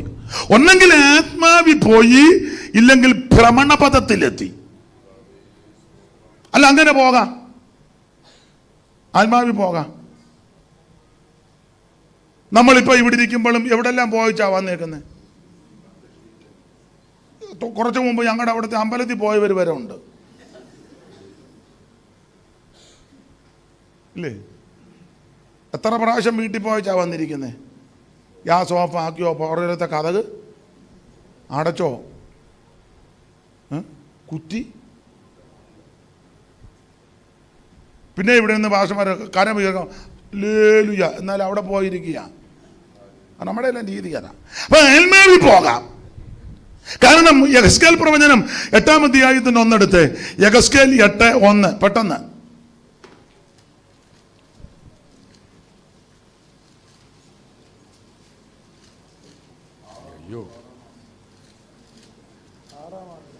എല്ലാവരും 6-ാം മാസം പറയാതെ ഒരാൾ 6-ാം മാസം 5-ാം തീയതി ഞാൻ വീട്ടിലിരിക്കുകയും യഹൂദ മൂപ്പന്മാർ എന്റെ മുമ്പിൽ ഇരിക്കുകയും ചെയ്തപ്പോൾ, 6-ാം മാസം 5-ാം തീയതി യെഹെസ്കേൽ പ്രവാചകൻ വീട്ടിലിരിക്കുകയും യഹൂദ മൂപ്പന്മാർ തന്റെ മുമ്പിൽ ഇരിക്കുകയും ചെയ്തപ്പോൾ യഹോവയായ കർത്താവിന്റെ കൈ എന്റെ മേൽ വന്നു. അടുത്ത വാക്യം, ഞാൻ മനുഷ്യ രൂപം കണ്ടവന്റെ അര മുതൽ തീട് താഴോട്ട് തീ പോലെ, അര മുതൽ മേലോട്ട് ശുക്ലശ്രവണത്തിന്റെ പ്രഭ പോലെയുമായിരുന്നു. കൈ പോലെ ഒന്ന് നീട്ടി എന്റെ തലമുടിക്ക് പിടിച്ചു.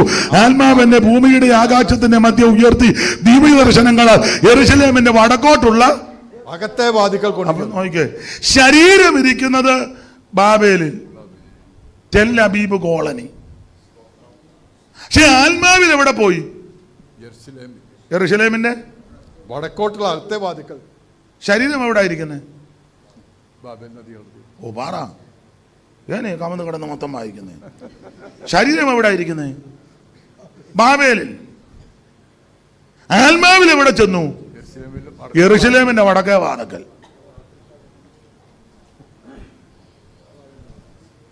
അല്ല, പുതിയ നിയമത്തിൽ ക്രിസ്തുവിലെ ഒരു മനുഷ്യനെ ഞാൻ അറിയുന്നു, അവൻ 14 കൊല്ലം മുമ്പ് 3-ാം സ്വർഗത്തോടെ എടുക്കപ്പെട്ടു. ശരീരത്തോടോ? സ്തോത്രം. അപ്പൊ നമ്മൾ ഇവിടെ ഇരിക്കുമ്പോ തന്നെ നമുക്ക് പലയിടത്തും പോകാം. പോകാന്നല്ല, എത്ര എണ്ണം പോയിരിക്കും. ഇനി വാ എല്ലാരും. ഇപ്പോഴും പോയിരിക്കുന്ന ആൾക്കാരുണ്ട്. ദൈവത്തിന് മഹത്വം. അപ്പോൾ ഒന്നേ ഭ്രമണപഥത്തിൽ ഇല്ലെങ്കിൽ ആത്മാവിൽ ലോകത്തിലെ എല്ലാ വൻരാജ്യങ്ങളും കാണിച്ചു പിശാച്, അതിന്റെ മഹത്വവും കാണിച്ചു. എന്ന് പറഞ്ഞാൽ അന്നത്തെ ഏറ്റവും വലിയ പട്ടണങ്ങളും അതിൻ്റെ മഹത്വം, എൻ്റെ ഭാഷയിലങ്ങ് എൻ്റെ ശൈലി പറയുക, അന്നത്തെ ഏറ്റവും വലിയ പട്ടണങ്ങളിൽ പെട്ടതാ. ഒന്ന് കെയ്റോ, 2 ഏതൻസ്, 3 ഡമാസ്കസ്. അന്നത്തെ ഏറ്റവും വലിയ പട്ടണങ്ങളാണ് ഏതനും കെയ്റോയും ഡമസ്കസും ഒക്കെ അന്ന്. അപ്പോൾ ഞാനൊരിക്കൽ പറഞ്ഞപ്പോൾ ഒരാൾ ചോദിച്ചു, അമേരിക്ക എന്നാ കാണിക്കാഞ്ഞെന്ന്.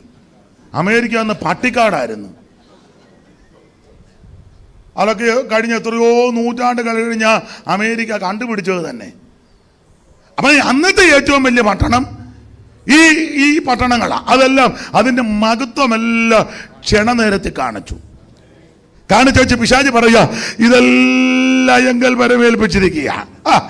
എന്നെ ഒറ്റ പ്രാവശ്യം, 1.25 വേണ്ട, ഒറ്റ പ്രാവശ്യം ഒന്ന് വണങ്ങിയാൽ മതി, ഇത് മുഴുവൻ ഞാൻ നിനക്ക് തരും. എന്നിട്ട് ചേർത്തൊരു പദം പുള്ളി പറഞ്ഞു, എനിക്കിഷ്ടമുള്ളവനെല്ലാം ഞാൻ കൊടുക്കുന്നുണ്ടെന്ന്.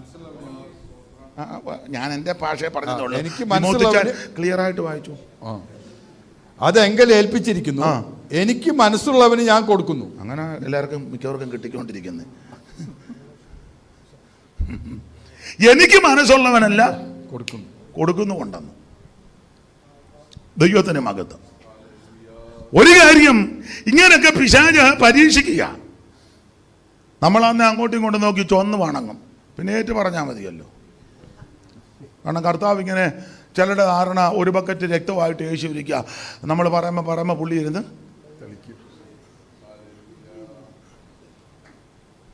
ദൈവത്തിന് മഹത്വം. പിശാചിനെ യേശു ജയിച്ചു. നിന്റെ ദൈവമായ കർത്താവിനെ മാത്രമേ നമസ്കരിക്കാം, വേറെ ആരും ഒക്കത്തില്ല.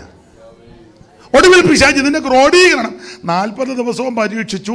അത് മൃഗീയമായ പരീക്ഷയാ. അതിന്റെ ക്രോഡീകരണം എന്ന നിലയിൽ ഒടുവിൽ ഈ 3 ഭാഗമായിട്ട് വന്നത്. അതിൽ 3-മത്തത് യേശുവിനെ ദേവാലയത്തിന്റെ ഗോപുരാഗ്രത്തിൽ കൊണ്ടുപോയി, അഗ്രത്തിന്മേ കൊണ്ട് നിർത്തിയ പിശാച് കർത്താവിനോട് പറയാ, താഴോട്ടെടുത്ത് ചാടാൻ. അപ്പം കഴിഞ്ഞ 2 പരീക്ഷയിൽ യേശു അങ്ങോട്ട് വചനം പറഞ്ഞപ്പോൾ 3-മത്തെ പരീക്ഷയിൽ ഇവൻ ഇങ്ങോട്ട് ബൈബിൾ ക്ലാസ് എടുക്കുക യേശുവിന്.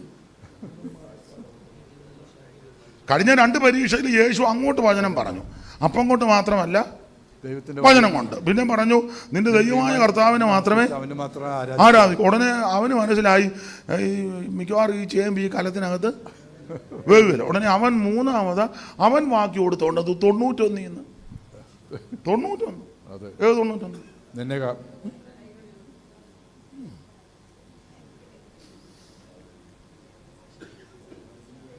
നീ എടുത്ത് താഴോട്ട് ചാട്, അവൻ നിന്നെ കുറിച്ച് നിന്റെ ദൂതന്മാരോട് കൽപ്പിച്ചിട്ടില്ലയോ, നിന്റെ കാല് കല്ലിൽ തട്ടി പോകാതിരിക്കേണ്ടതിന് അവർ നിന്നെ കൈകളിൽ താങ്ങിക്കൊള്ളും. എന്റെ ഭാഷയെ പറഞ്ഞാൽ ഈ ഗോപുരാഗ്രഹത്തിന്റെ മുകളിൽ കയറ്റി ചില ഉയർച്ചയൊക്കെ കൊണ്ടുവരും കേട്ടോ. ചില നല്ല പൊസിഷനൊക്കെ കൊണ്ട് തരും കേട്ടോ. നമ്മളുടനെ പറയുന്നത് ഇങ്ങനെയാണ്, ദൈവനാമത്തിന് മഹത്വം ഉണ്ടാകണം, ഞാൻ ഇതൊന്നും ആഗ്രഹിച്ചതല്ല, ഹാലി ദൈവം എന്നെ ഈ മേളിൽ കൊണ്ടുവരുക. വ്യായി കെട്ടിക്കൊണ്ട് പോയതാ. ഇത്രോ ഉയരത്തിൽ വരുമെന്ന് ഞാൻ ഒരിക്കൽ പോലും വിചാരിച്ചു. എൻ്റെ കൂടെയുള്ളവരെല്ലാം താഴെ നിൽക്കുക.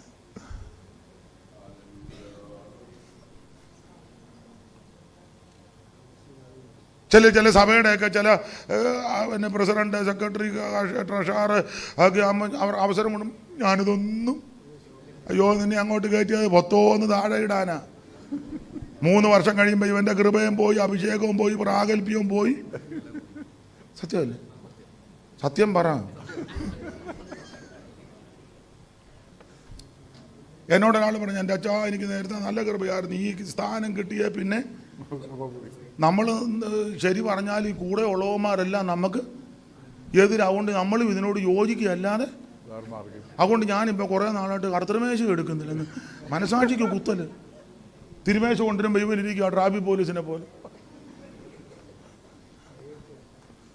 അയ്യോ ഉള്ള കാര്യമാ പറയുന്ന, ഉള്ള കാര്യമാ. സ്ഥാനമൊന്നും എടുക്കാതിരിക്കാവോ? മാനമൊന്നും മേടിക്കാതിരിക്കാവോ? ഒരു പൊസിഷനിലും ചെന്ന് പെടാതിരിക്കാമോ? കുറെയെങ്കിലും പ്രാഗൽഭ്യം കാണും. ഇല്ലേ പലതിനോട് യോജിക്കേണ്ടി വരും, പലതിനും കണ്ണടക്കേണ്ടി വരും, പലതിന് യേസ് പറയേണ്ടി വരും.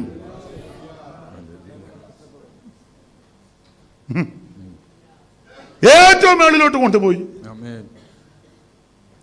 നമ്മൾ പറയും ഭയങ്കര ഉയർച്ചയാണ്. ഏതായാലും അച്ചായന് ദൈവം അങ്ങ് ഒത്തിരി ഉയരത്തിലോട്ട് പോകുമ്പം അതിൻ്റെ അത്ര ആക്കം കൂടും താഴോട്ട്. ഗോപുരാഗ്രഹത്തിൽ കയറ്റി വെച്ച് അതും നിങ്ങൾ ഏതിന്റെ ഗോപുരാഗ്രഹമാണ്? ദൈവാലയത്തിന്റെ അങ്ങനെ പിശാച് കൊണ്ടുവരുന്നത്.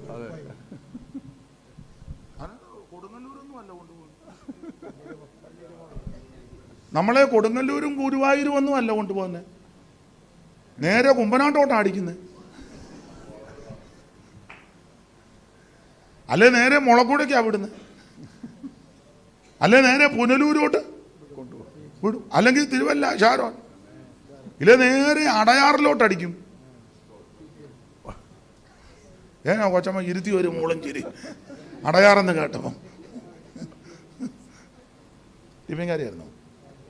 എന്നാലും അറിയാം, വകുപ്പ് അറിയാം. ദൈവാലയത്തിന്റെ ഗോപുരാഗ്രഹത്തിലാ നമ്മൾ ഓർക്കുന്ന പിശാച്. മറ്റു നിലയിലാ നമ്മളെ വീട്, അല്ലല്ല ആത്മീയ വിഷയത്തിലാ വീഴ്ത്തുന്നത്. ദൈവാലയത്തിന്റെ മേളിലോട്ടാകുമ്പോ പിന്നെ പ്രശ്നമില്ലല്ലോ. പള്ളിയുടെ മണ്ടയിലാന്നാണ്, സംശയം വരത്തില്ലല്ലോ. സംശയം വരത്തില്ലല്ലോ, പള്ളിയല്ലേ.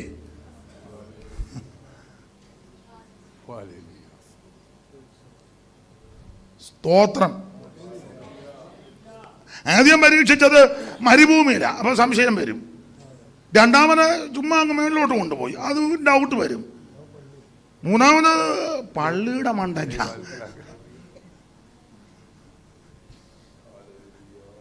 നിന്നെ ഒതുക്കുവാൻ ചിലപ്പം ആത്മീക വിഷയത്തിലായിരിക്കും കൊണ്ട് കയറ്റുന്നേ.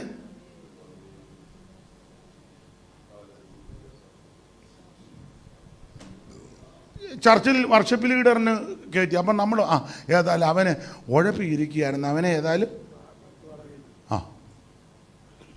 ചിലർ നന്നായിട്ട് പോകും. പിന്നെ ഈ പൊസിഷൻ കിട്ടിക്കഴിയുമ്പോൾ പിന്നെ ഇവൻ ഏതാണ്ടല്ല എല്ലാവരുടെയും കാര്യമല്ല. ചുമ്മാ ഇരിക്കുന്ന അച്ചായനെ നമ്മൾ പറയാം, അച്ചായൻ ഇനിയും സങ്കീർത്തനം വായിക്കാൻ മുന്നിലോട്ട് തീർന്നതോടെ. ആത്മീയമായിട്ട് കൊണ്ടുപോകും ചിലരെ, തെളിയിടാനാ. നമുക്ക് മടങ്ങി വരാം.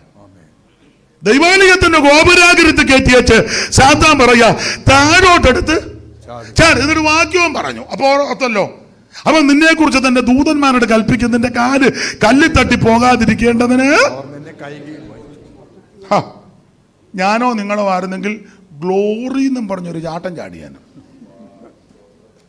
വേണേ ഗ്ലോറി വിക്ടറി രണ്ടോട്ടിരുന്നോട്ടെ, ഒരു ചാട്ടം. പണ്ട് ഒരു സഭയിലെ ശുശ്രൂഷയിൽ നിന്നപ്പോൾ അവിടെ ഒരു അച്ചാനുണ്ടായിരുന്നു, അല്പം ഇളക്കം ഉണ്ടായിരുന്നു. അത് എല്ലാവർക്കും ഉണ്ടല്ലോ, പിന്നെ ഉണ്ട്, ഇവിടെ എല്ലാവർക്കും ഉണ്ട്.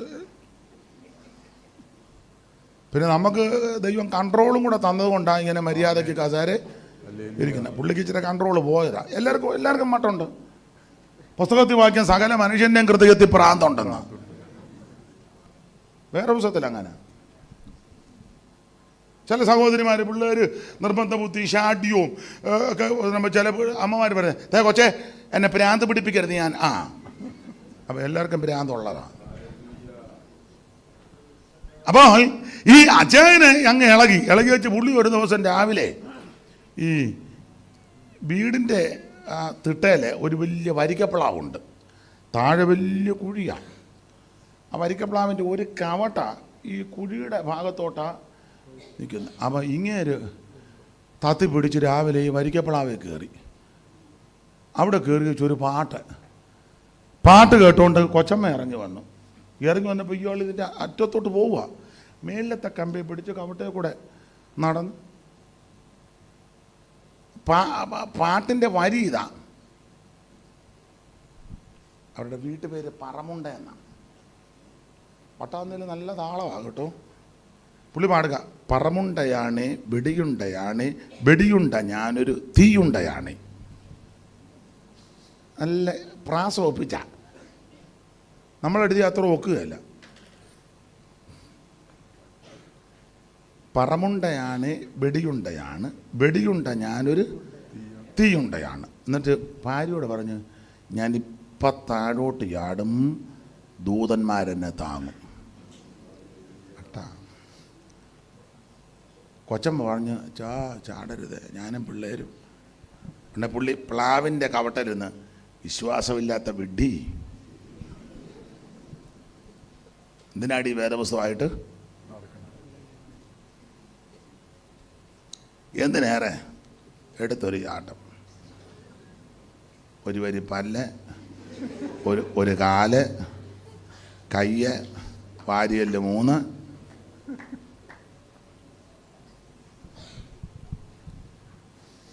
നമ്മുടെ സ്വാർത്ഥ താല്പര്യങ്ങൾക്ക് നമ്മുടെ ഇംഗിതത്തിനും വചനം കോട്ട് ചെയ്യരുത്. ഇയാൾക്ക് പ്ലാവെ നിർത്തി ആടാനാന്നോ ഈ വാക്യം? അല്ല. നമ്മുടെ ചില സ്വാർത്ഥ താല്പര്യങ്ങൾക്ക്, നമ്മുടെ ഇംഗിതത്തിനും, നമ്മുടെ ചില ആഗ്രഹങ്ങൾക്ക് വേണ്ടി ദൈവത്തിന്റെ വചനം എടുത്ത് പ്രയോഗിക്കരുത്. പിശാചി പറയുക, എടുത്തു ചാടിക്കോ, ദൂതൻ നിന്നെ. കർത്താവ് പറഞ്ഞു, അതൊക്കെ സമ്മതിച്ചു. നിന്റെ ദൈവമായ കർത്താവിനെ പരീക്ഷിക്കരുത്. ഞാൻ എൻ്റെ ശൈലി പറയാം.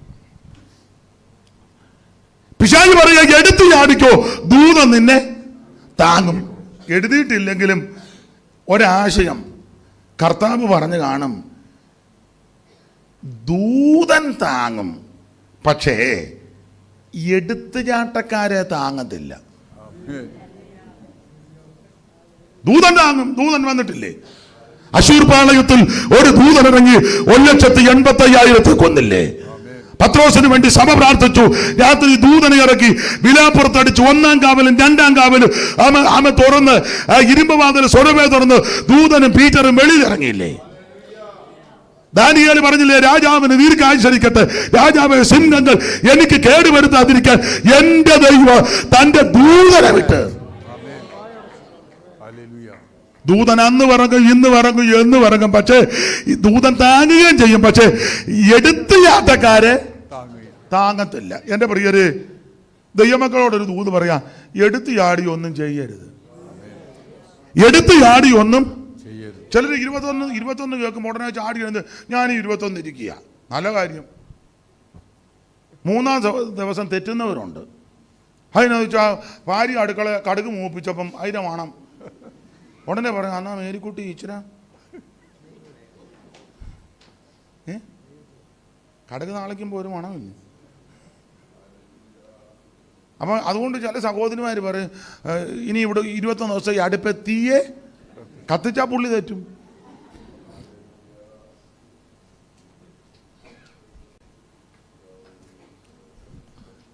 ദൈവത്തിന് മഹത്വം. എടുത്തുചാട്ടക്കാരെ താങ്ങത്തില്ല.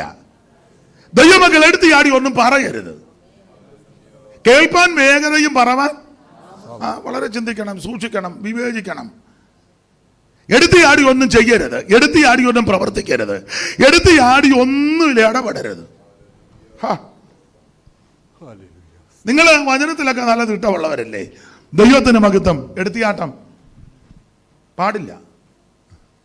ഈ ദാവീദിന്റെ കയ്യിൽ 2 പ്രാവശ്യം ശൗലിനെ ഏൽപ്പിച്ചു. ഒന്ന് ഈ അദുല്ലാം ഗുഹയിലിരിക്കുക,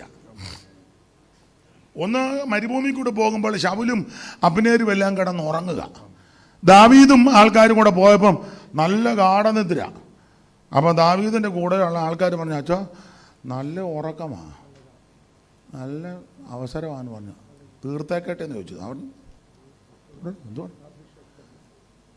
അപ്പം നോക്കിയപ്പം കുന്തവും ജലപാത്രവും അവിടെ ഇരിപ്പുണ്ട്. കുന്തവും ജലപാത്രവും. അത് പറഞ്ഞ ആ കുന്തവും ജലപാത്രവും ഇങ്ങ് എടുക്കാൻ പറഞ്ഞു. കുന്തവും ജലപാത്രവും എടുത്ത് അതിനുശേഷം ഒന്ന് കൂകി. അപ്പം ഇവർ എഴുന്നേറ്റം പറഞ്ഞു, ഇങ്ങനാന്നോടാ രാജാവിനെ സംരക്ഷിക്കുന്നത്, ഇങ്ങനെ. അപ്പം ഈ ശൗലിൻ്റെ ഒരു മാനസാന്തരം, എൻ്റെ മോനെ, എൻ്റെ മരുമകനെ, എൻ്റെ സൺലോ.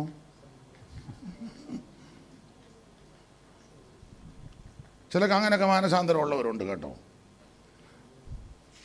ആട്ടെ. ഇതുപോലെ 24 ദാവീദും അവൻ്റെ ആൾക്കാരും കൂടെ ഗുഹയ്ക്കകത്തിരിക്കുമ്പോൾ ശൗലും അവൻ്റെ ആൾക്കാരും കൂടെ ആ ഗുഹയിലോട്ട് കയറി വരിക, കാൽമടക്കത്തിന് കയറി വരിക. അപ്പൊ ദാവീദിന്റെ കൂടെ തൻ്റെ പെങ്ങന്മാരുടെ പിള്ളേരുണ്ട്. ദാവീദിന് 2 പെങ്ങന്മാരാ. അതിലൊരു പെങ്ങളാ സെരൂയയ്ക്ക് 3 ആൺപിള്ളേരാ, യോബാബ്, അബീഷായി, അസാഖേൽ. അവൻ കാട്ടുകലയെ പോലെ ശീഘ്രകാമിയാണ് നിന്ന. അപ്പൊ ദാവീദും അവൻ്റെ ആൾക്കാരോട് ഗുഹയ്ക്കകത്തിരിക്കുമ്പോൾ ശൗലും ആൾക്കാരോട് ഗുഹയിലോട്ട് കയറി വന്നപ്പോൾ ദാവീദിന്റെ കൂടെയുള്ള പെങ്ങന്മാരുടെ പിള്ളേരും ഒക്കെ പറഞ്ഞു, എടാ ദാവീദേ, നിന്റെ വൈരിയും ശത്രുവും നിന്നെ ചതിച്ചു വഞ്ചിച്ച് കുന്തം കൊണ്ട് ചുവരോട് ചേർത്ത് കുത്തി തകർക്കാൻ പദ്ധതിയിട്ട നിന്റെ ശത്രുവാകുന്ന ശൗലിനെ ദൈവം കൊണ്ടുവരുന്നെന്ന് പറഞ്ഞു. ദൈവം കൊണ്ടുവരിക. എൻ്റെ ഭാഷ പറഞ്ഞാൽ ദൂത് പറയും പോലെ പറഞ്ഞ്, നിന്റെ വൈരിയെ, നിന്റെ ശത്രുവിനെ ദാവീദേ എന്റെ ദൈവം കൊണ്ടുവരുന്നു. ഞാനോ നിങ്ങളോ ആരെന്നെ പറയും, കറക്റ്റ് ദൂത. ഇതുപോലെ ആരും എന്നോട് ഒരു ഞെട്ടലും. ദൂത് പറയാൻ പോലെ നിന്റെ വൈരിയെ ദൈവം കൊണ്ടുവരിക, കയറി വെട്ടാൻ പറഞ്ഞു. നിങ്ങളവിടെ വായിക്കുന്നുണ്ട്, എടുത്ത് യാടാൻ കൂടെയുള്ളവർ പറഞ്ഞപ്പം ദാവീദ് പറഞ്ഞു, എടുത്ത് യാടത്തിലെ തൊട്ടുപോകരുത്, അവൻ യഹോവയുടെ അഭിഷിക്തനാ. ഞാൻ എടുത്ത് യാടത്തില്ല, അവൻ യഹോവയുടെ അഭിഷിക്തനാ. പിന്നെ ദാവീദ് പറഞ്ഞു, ഒരു കാര്യം ചെയ്യ്, അവന്റെ വസ്ത്രത്തിന്റെ അഗ്രം, അങ്കിയുടെ മേലങ്കിയുടെ അറ്റം ഇച്ചിരി മുറ. നമ്മൾ തയ്യക്കട തുണി കൊടുക്കുമ്പോൾ ഇച്ചിരി എടുക്കുക. അതെന്തിനാ? പല തുണിയുള്ളതാ, മാറിപ്പോകരുത്. ലൈനുള്ളതുകൊണ്ട്, ലൈനില്ലാത്തതുകൊണ്ട്, പുള്ളി ഉള്ളതുകൊണ്ട്, പുള്ളി ചെക്കുണ്ട്, വലിയ ചെക്കുണ്ട്, ചെറിയ ചെക്കുണ്ട്. അപ്പം അതിന് ദാവീദ് അവൻ്റെ വസ്ത്രത്തിൻ്റെ അങ്കിയുടെ അറ്റം അഗ്രം അത് തെളിവിന് മുറിച്ചത്. നമ്മളായിരുന്നെ അങ്കിയുടെ സെന്റർ നോക്കി ഫോട്ടോയും എടുക്കും, മുറിക്കുകയും ചെയ്യും. എന്നിട്ട് അവലിതറിയാതെ പിറ്റേന്ന് ഇതെടുത്തിടുമ്പം ഇത്രയും മട്ടത്തി ഉടനെ നമ്മൾ പറയും, എന്നോട് കളിച്ചാൽ ചേർത്ത് പറയും, ഞാൻ ജീവനുള്ള ദൈവത്തെയാ. ദാവീദ് അവന്റെ വസ്ത്രത്തിന്റെ അഗ്രം അല്പം മുറിച്ചെടുത്തു. എനിക്ക് വളരെ എന്നെ ചിന്തിപ്പിച്ചത് തിമോത്തി ചായ. എന്നിട്ട് അടുത്തൊരു പദമുണ്ട്, മുറിച്ചെടുത്തിട്ട് അവന്റെ മനസാക്ഷി കുത്തി തുടങ്ങി. അയ്യോ, വൈരാഗ്യത്തിന് മുറിച്ചതല്ല, ഒരു തെളിവിനാ. നാളെ അവസരത്തിൽ നിന്നെ എൻ്റെ കയ്യിൽ പണ്ട് കിട്ടുകയെന്ന് പറഞ്ഞാൽ ഇവൻ ഏക്കുകയല്ല. ആരാ? ശൗൽ ഏക്കത്തില്ല, കള്ളം പറയാനവനാ. ഏക്കാതെ വരുമ്പത്തെ തെളിവ് കാണിക്കാനാ. അത് ഇച്ചിരിയെ മുറിച്ചുള്ളൂ, അതും ആഗ്രഹം. എന്നിട്ട് തന്നെ മനസാക്ഷി കുത്തി. നമ്മൾ ബണ്ടിൽ കണക്കിന് തുണി മോട്ടിച്ചിട്ട് പോലും ഒരു കുത്തൽ.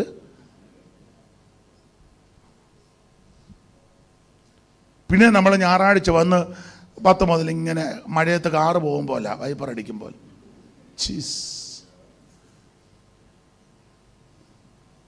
കുത്തലൊന്നുമില്ലല്ലോ. എന്നാ എല്ലാവർക്കും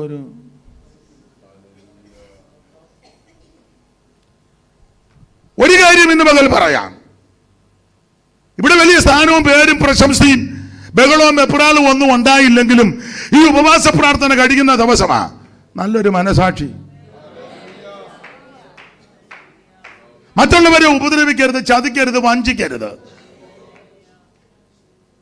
വേറൊരുത്തൻ്റെ ഒന്നും നമ്മുടെ കൈവശം കാണരുത്.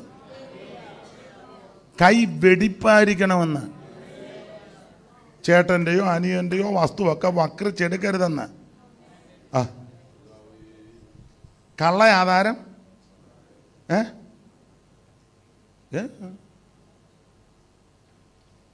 ഓ സമയമായില്ലയോ, ഞാനതങ്ങ് വിട്ടുപോയി.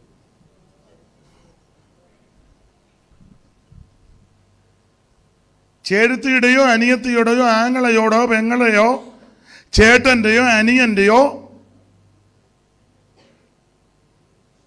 1 രൂപയോ 1 സെന്റ് ഭൂമിയോ നിന്റെ കൈവശം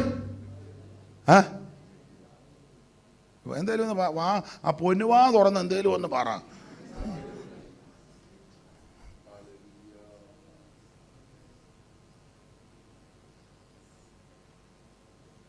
എല്ലാവരും ഒന്നുകൂടെ ഒന്ന് നോക്കട്ടെ. നല്ല കൈവെടിപ്പായിരിക്കണം. ഈ കയ്യിൽ അകൃത്യം കരുതിയിരുന്നെങ്കിൽ കർത്താവ് യഹോവേ നിന്റെ കൂടാരത്തിൽ ആര് പാർക്കും? അങ്ങനെ ചോദിച്ചേച്ച് പറയുക, വെടിപ്പുള്ള കയ്യും. എൻ്റെ പ്രിയരെ, ഇവിടെ വലിയ സ്വത്തൊന്നും കിട്ടിയില്ലെങ്കിലും, വലിയ പൊസിഷൻ ഒന്നും കിട്ടിയില്ലെങ്കിലും, എല്ലാവരും ഒന്നും അറിയത്തില്ലെങ്കിലും നല്ലൊരു മനസാക്ഷി വേണം. ദൈവസന്നിധി വന്ന് മുട്ടുമടക്കുമ്പോഴേ കുത്തരുത്.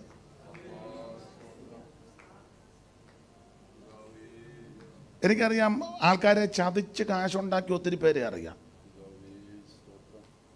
ഒത്തിരി പേര് മറ്റുള്ളവരെ പീഡിപ്പിച്ച്, ഉപദ്രവിച്ച്, കളിപ്പിച്ച്, അറബിയെ കളിപ്പിച്ച് അവിടുന്ന് മുങ്ങി. ഇപ്പോക്കത്തിൽ ഇപ്പോൾ ലോകത്തിന് എവിടെ പോയിരുന്നാലും ഒരന്നേരം പണ്ടത്തെ കാര്യം അറബി അതൊക്കെ അന്ന് 8 പൊട്ടും അറിയാം. അവർക്ക് അന്ന് വിദ്യാഭ്യാസം അധികം. ഇവിടെ കല്യാണക്കുറി കാണിച്ചാ ജോലിക്ക് കയറിയത്. സർട്ടിഫിക്കറ്റ് തരാൻ പറഞ്ഞാൽ കല്യാണക്കുറി കൊടുത്ത ഗിൽറ്റുമൊക്കെ വെച്ച് അറബി കൊടുത്ത് ഭയങ്കരം ഡിഗ്രി ഉള്ളവനാണ്.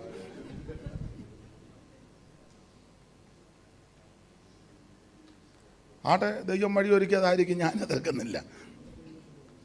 ഒരുത്തിനോട് ചോദിച്ചു ഏത് യൂണിവേഴ്സിറ്റിയിലാണ്? അവൻ പറഞ്ഞു കുമ്പനാട് യൂണിവേഴ്സിറ്റി. ഗാന്ധി യൂണിവേഴ്സിറ്റി ഉണ്ട്, പിന്നെ വേറെ ഏതാ കേരള കാലിക്കറ്റ് ഉണ്ട്, കേരള ഉണ്ട്, ഗാന്ധി ഉണ്ട്, ഇന്ന് വരെ കുമ്പനാട് യൂണിവേഴ്സിറ്റി. അവൻ നിന്ന നിപ്പിലുണ്ടാക്കിയതാ ഒരു യൂണിവേഴ്സിറ്റി. അത്രയ്ക്ക് മിടുക്കന്മാരാണ് നമ്മുടെ ആൾക്കാർ. 5 മിനിറ്റ് കൊണ്ടൊരു യൂണിവേഴ്സിറ്റി.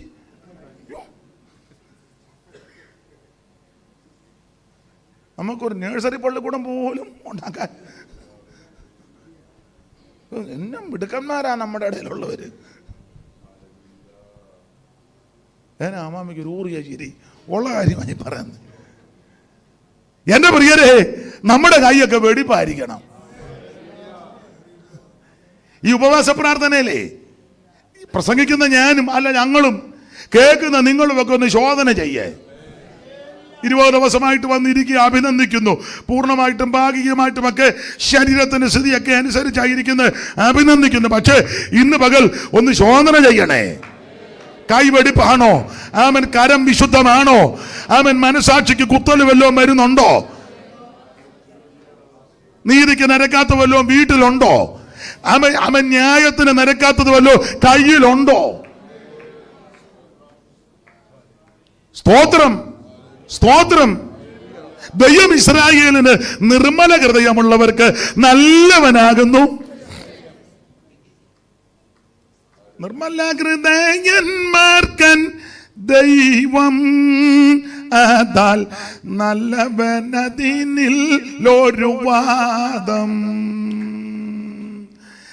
നിർമ്മല ഹൃദയന്മാർക്കൻ ദൈവം അതാൽ നല്ലവനതിനിൽ ഒരു വാദം. എന്നാൽ ദുർമതികൾ സുഖികളായി മേവുമതിൽ ഇടറി എന്നുള്ളം തീരാത്തുൽ ഹൃദയം. അപ്പൊ ശ്രദ്ധിക്കുക, നമുക്ക് നല്ലൊരു ഹൃദയം. ദാവീദിന്റെ മനസാക്ഷി കുത്തി.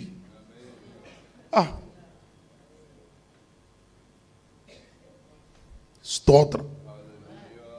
ശൗലിന്റെ കയ്യിൽ എപ്പോഴും കുന്തവാ.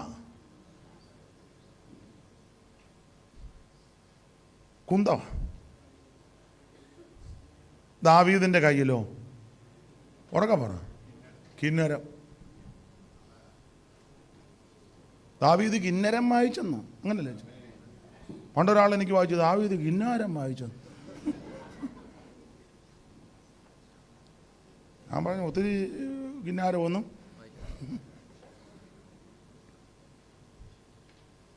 ദാവീദ് കിന്നരം വായിച്ചു. തന്റെ കയ്യിൽ കിന്നരമാ. അത് നല്ല തൂര്യനാദത്തിൽ. ശൗല് കയ്യിൽ ഒരു കുന്ത. 18:10 വായിച്ചു വെച്ചാ. ശൗമേലിന്റെ 1-ാം പുസ്തകം 18:10 പെട്ടെന്ന് വായിച്ചു. പിറ്റേന്ന് ദൈവത്തിന്റെ പക്കൽ നിന്നുള്ള ദുരാത്മാവ് ശൗലിന്മേൽ വന്നു. അവൻ അരമനയ്ക്കകത്ത് ഉറഞ്ഞു പറഞ്ഞു. ദാവീദോ പതിവ് പോലെ കിന്നരം വായിച്ചുകൊണ്ടിരുന്നു.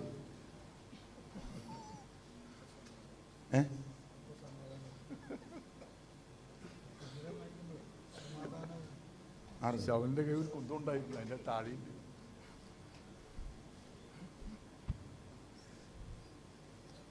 ശൗലിന്റെ കയ്യിൽ കുന്തം, ദാവീദിന്റെ കയ്യിൽ ആത്മീയനും ജഡിലിങ്ങനെ കണ്ടാൽ അറിയാം.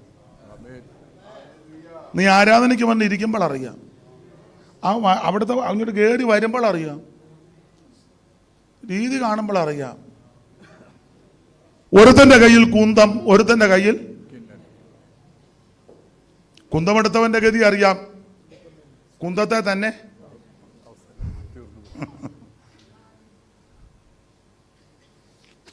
കുന്തത്തെ കയറി. ശമൂവേലിന്റെ പുസ്തകം പഠിക്കാം, നമുക്ക് പിന്നീട് ചിന്തിക്കാം. ആ പുസ്തകം പഠിക്കുമ്പോഴുണ്ട് ഒരു ഭാഗം ഒന്ന് വായിച്ചു. 31:1 മുതൽ വായിച്ചേ. ശമൂവേലിന്റെ 1-ാം പുസ്തകം 31:1 മുതൽ. എന്നാൽ ഫെലിസ്ത്യർ ഇസ്രായേലിനോട് യുദ്ധം ചെയ്തു. ഇസ്രായേലിയർ ഫെലിസ്ത്യരുടെ മുമ്പിൽ നിന്ന് ഓടി ഗിൽബോവ പർവ്വതത്തിൽ നിഹതന്മാരായി വീണു. അടുത്ത വാക്യം. ഫെലിസ്ത്യർ ശൗലിനെയും അവന്റെ പുത്രന്മാരെയും പിന്തുടർന്ന് ചെന്നു. ഫെലിസ്ത്യർ ശൗലിന്റെ പുത്രന്മാരാകുന്ന യോനാനാൻ, അബീനാദാബ്, മൽക്കീശുവ എന്നിവര് വാളിന്റെ വായ്ത്തലേക്ക് വെട്ടിക്കൊന്നു.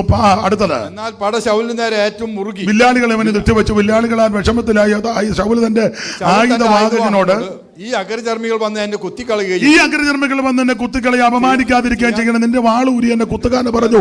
ആയുധവാഹകൻ ഏറ്റവും ഭയപ്പത് കൊണ്ട് മനസ്സ് വന്നില്ല. അതുകൊണ്ട് ശൗൽ ഒരു വാൾ പിടിച്ച് അതിന്മേൽ വീണു. ശൗലിന്റെ കയ്യിൽ എപ്പോഴും ആയുധമാണ്.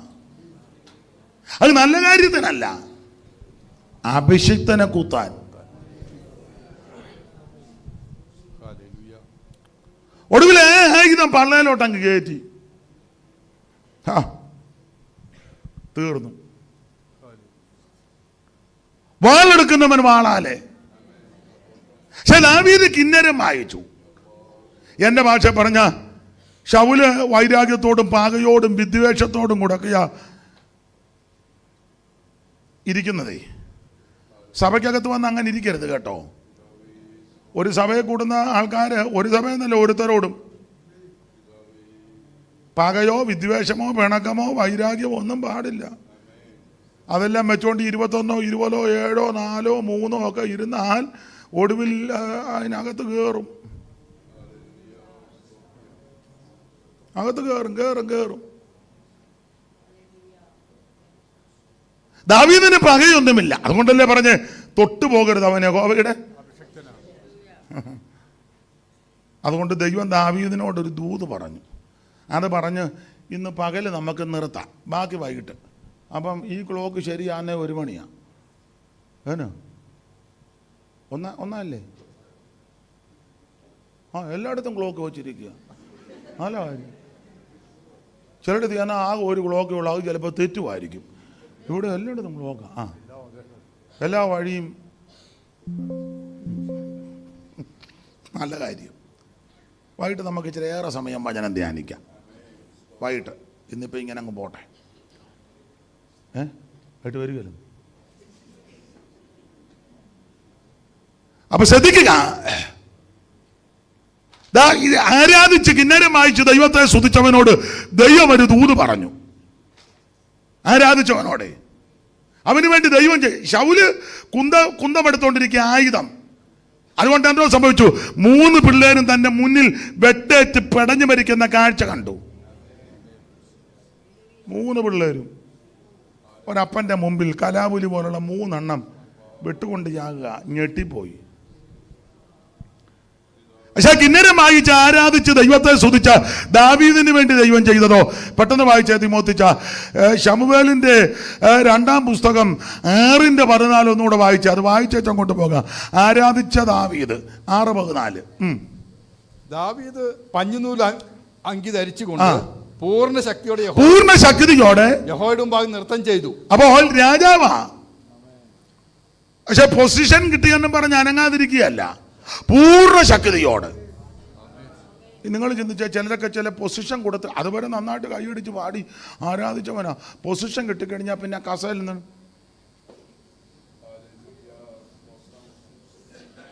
പിന്നെ കണ്ടമാനം അന്തരീക്ഷം വരുമ്പോൾ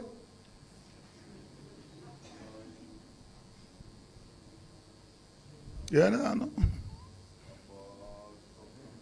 ദാവീദ് പൂർണ്ണ ശക്തിയോടെ പഞ്ഞിനൂലങ്കി കൊണ്ടുള്ള അങ്കി ധരിച്ച് പെട്ടകത്തിന് ക്ഷീണിച്ചോ? ധരിച്ചോ? പൂർണ്ണ ശക്തിയോടെ യഹോവയുടെ മുമ്പാകെ നൃത്തം ചെയ്തു. അങ്ങനെ ദാവീദ് ഇസ്രായേൽ ഗൃഹമൊക്കെയും ആർപ്പോടും കാഹളത്തോടും കൂടെ. പൊസിഷൻ ആണെങ്കിലും ശബ്ദത്തിന് കുറവൊന്നുമില്ല. ആർപ്പ്. നമുക്ക് ചില പൊസിഷൻ കിട്ടിക്കഴിഞ്ഞാൽ പിന്നെ വീണ്ടും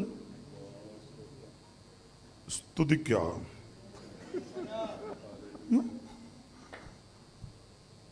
ഇതുങ്ങളെല്ലാം കടന്ന് കായം ചെയ്യാൻ തുള്ളുക. പുള്ളി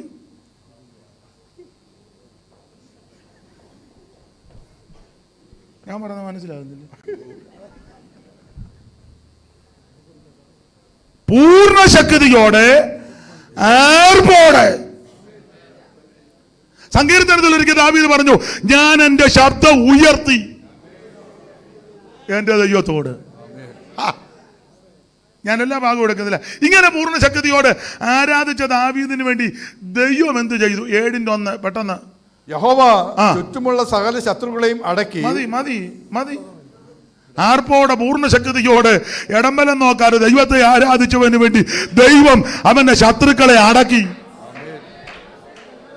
ഇന്ന് പകൽവേളയിൽ നിന്റെ കുടുംബത്തിനെതിരെ, നന്മയ്ക്കെതിരെ, തലമുറയ്ക്കെതിരെ, ആയുഷിനെതിരെ, ആരോഗ്യത്തിനെതിരെ വെല്ലുവിളിച്ച് നിൽക്കുന്ന ശക്തികളുണ്ട്. നീ പൂർണ്ണ ശക്തിയോടെ, പൂർണ്ണബലത്തോട്, പൂർണ്ണയാത്മാവിൽ അവൻ ശബ്ദമുയർത്തി ദൈവത്തെ ആരാധിക്കുമ്പോൾ ആ ശത്രുവിനെ ദൈവം അടക്കും. Hallelujah, hallelujah. ഇതിനെ ദൈവം അടക്കും, അതിനെ ദൈവം അടക്കും. പൂർണ്ണ ശക്തിയോടെ. ദൈവത്തിന് മഹത്വം, ദൈവത്തിന് മഹത്വം, ദൈവത്തിന് മഹത്വം, ദൈവത്തിന് മഹത്വം. പെട്ടകത്തിന്റെ മുമ്പാകെ പഞ്ഞുനൂലങ്കി കൊണ്ടുള്ള അങ്കി ധരിച്ച് കിന്നരം വായിച്ച് പൂർണ്ണ ശക്തിയോട് ദൈവത്തെ ആരാധിച്ച ദൈവത്തിന്റെ ദാസന് വേണ്ടി ദൈവ ശത്രുവിനെ അടക്കി. ദീർഘനാളുകളായി നിനക്കെതിരെ, തലമുറക്കെതിരെ, നന്മയ്ക്കെതിരെ, ആയുസ്സിനെതിരെ, ആരോഗ്യത്തിനെതിരെ വെല്ലുവിളിക്കുന്ന സകല ശത്രുക്കളെയും ഈ പകൽ ദൈവം അടക്കും. ഹല്ലേലൂയ. കരമുയർത്തി ദൈവത്തെ സ്തുതിക്കുക. നിർത്തുക. ചില മിനിറ്റുകൾക്കകം നിർത്തും. ബാക്കി നമുക്ക് വൈകിട്ട്. ഞാൻ ഈ പ്രസംഗത്തിന്റെ മുഖവര വന്നതേ ഉള്ളൂ. എൻ്റെ ചിന്ത ശരിയെങ്കിൽ ഇന്നും നാളെയും പറഞ്ഞാലും തീരുകയില്ല. സ്തോത്രം. നമുക്ക് എനിക്ക് വൈകിട്ട് ഇച്ചിരി ഏറെ സമയം തരണേ. പുള്ളി പൂർണ്ണ സമർപ്പണത്തോടെ ഇരിക്കുക. അയ്യോ, അനുഗ്രഹിക്കട്ടെ. ദൈവത്തിന് മഹത്വം. ശത്രുക്കളെ ദൈവം അടക്കി. അച്ഛാ 8-ാം അധ്യായം ഒന്ന് വായിച്ചേ. അനന്തരം ദാവീദ് ഫെലിസ്തരെ ജയിച്ചടക്കി.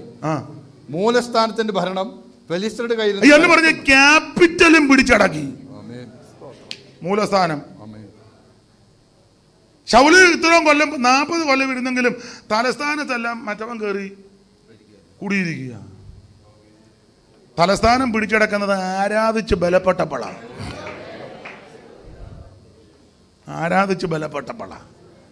മൂലസ്ഥാനം പിടിച്ചടക്കി. അവൻ മോവാബിനെയും മതി. അടുത്തൊക്കെ വായിച്ചാൽ ഞാനങ്ങ് നിന്ന് പ്രസംഗിക്കും. പിന്നെ നമ്മൾ രണ്ടും കാണും. അച്ഛൻ വായിക്കാനും കാണും, ഞാൻ പറയാനും കാണും. ഇവരെല്ലാം പോവുകയും ചെയ്യും. ദൈവത്തിന് മഹത്വം. അപ്പൊ ശ്രദ്ധിക്കുക, കുന്തമെടുത്തവൻ കുന്തത്തിൽ കയറി പിള്ളേര് 3 വെട്ടേറ്റ് പടഞ്ഞു മരിച്ച കാഴ്ച കണ്ട് കുടുംബം കുളം തോണ്ടി. എന്നാൽ കിന്നരമെടുത്ത് ദൈവത്തെ ആരാധിച്ചവനോട് ദൈവം പറയുക, 1 നിന്റെ ശത്രുവിനെ ഞാൻ അടക്കും, 2 നഷ്ടപ്പെട്ടതെല്ലാം ഞാൻ തിരിച്ചു തരും. മാത്രമാണോ? അതുകൂടെ വായിച്ചങ്ങ് നിർത്താം. ഒത്തിരി ഉണ്ട്, എന്നാലും ഒരു വാക്യം വായിച്ചാൽ മതി. ആരാധിച്ച് പൂർണ്ണശക്തിയോടെ ദൈവത്തെ സ്തുതിച്ച ദാവീദിനോട് ദൈവം പറഞ്ഞൊരു കാര്യം, 89 സങ്കീർത്തനത്തിൻ്റെ 29 വായിച്ചേ. 89 29 ആദ്യം വായിക്കണം.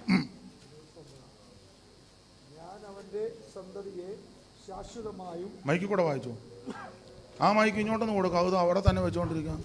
ഞാൻ അവൻ്റെ സന്തതിയെ ശാശ്വതമായും അവൻ്റെ സിംഹാസനം ആകാശമുള്ള കാലത്തോളം നിലനിർത്തും. ആരാധിച്ചവനോടാ ഇത് പറഞ്ഞേ. യെസ്. ഞാൻ അവന്റെ സന്തതിയെ ശാശ്വതമായും അവന്റെ സിംഹാസനത്തെ ആകാശമുള്ള കാലത്തോളം നിലനിർത്തും. ആരാധിച്ചവനോടാ ഇത് പറഞ്ഞ്. കിന്നരം വായിച്ചവനോടാ ഇത് പറഞ്ഞേ. എന്റെ ഭാഷയിലെ പണ്ടൊരാൾ പറഞ്ഞ പോലെ, കിന്നാരം വായിച്ചവൻ കുഴഞ്ഞു, കിന്നരം വായിച്ചവനെ ദൈവം ഉയർത്തി. സഭയ്ക്കകത്ത് കിന്നരമേ വായിക്കാവുള്ളൂ. കിന്നാരം സ്തോത്രം. ഒരു വാക്യം കൂടെ വായിച്ചു. അത് തിമോത്തിച്ചാൻ വായിക്കും. പുള്ളി ആഗ്രഹത്തോടെ വായിക്കാനിരുന്നത്. വായിച്ചു. 89:35 പുള്ളി വായിച്ചോട്ടെന്നോ? വായിച്ചു. ഞാൻ ഒരിക്കൽ എന്റെ വിശുദ്ധിയെ കൊണ്ട് സത്യം ചെയ്തിരിക്കുന്നു. അടുത്തോടെ വായിരു. ദാവീദിനോട് ഞാൻ വ്യാജം പറയുകയില്ല. പോസ്റ്റ് പറയത്തില്ല. ഇതിനകത്ത് വ്യാജം പുതിയ കുഴപ്പമില്ല. ശരിയല്ലേ? വ്യാജം ശരിയല്ലേ? പോസ്റ്റും ശരിയല്ല. ഞാൻ ദാവീദിനോട് ബോഷ്ക്ക് പറയില്ല, വ്യാജം പറയത്തില്ല, കള്ളത്തരം. അടുത്തത്, അവന്റെ സന്തതി ശാശ്വതമായും അവന്റെ സിംഹാസനം എന്റെ മുമ്പിൽ സൂര്യനെ പോലെ നിലനിൽക്കും. ആരാധിക്കുന്ന നിന്നോട് പോഷ്ക്ക് പറയത്തില്ല. ആമേൻ. വിശ്വസ്തയോട് ദൈവത്തെ സേവിക്കുന്ന നിന്നോട് ദൈവം വ്യാജം പറയത്തില്ല. മാത്രമാണോ, നിന്റെ സന്തതി നശിക്കത്തില്ല, നിന്റെ തലമുറയ്ക്ക് ദോഷം വരികയില്ലെന്ന്. ആകാശമുള്ള കാലത്തോളം നിന്റെ തലമുറയെ ആദരിക്കുന്ന, ഉയർത്തുന്ന ഒരു ദൈവമുണ്ട്.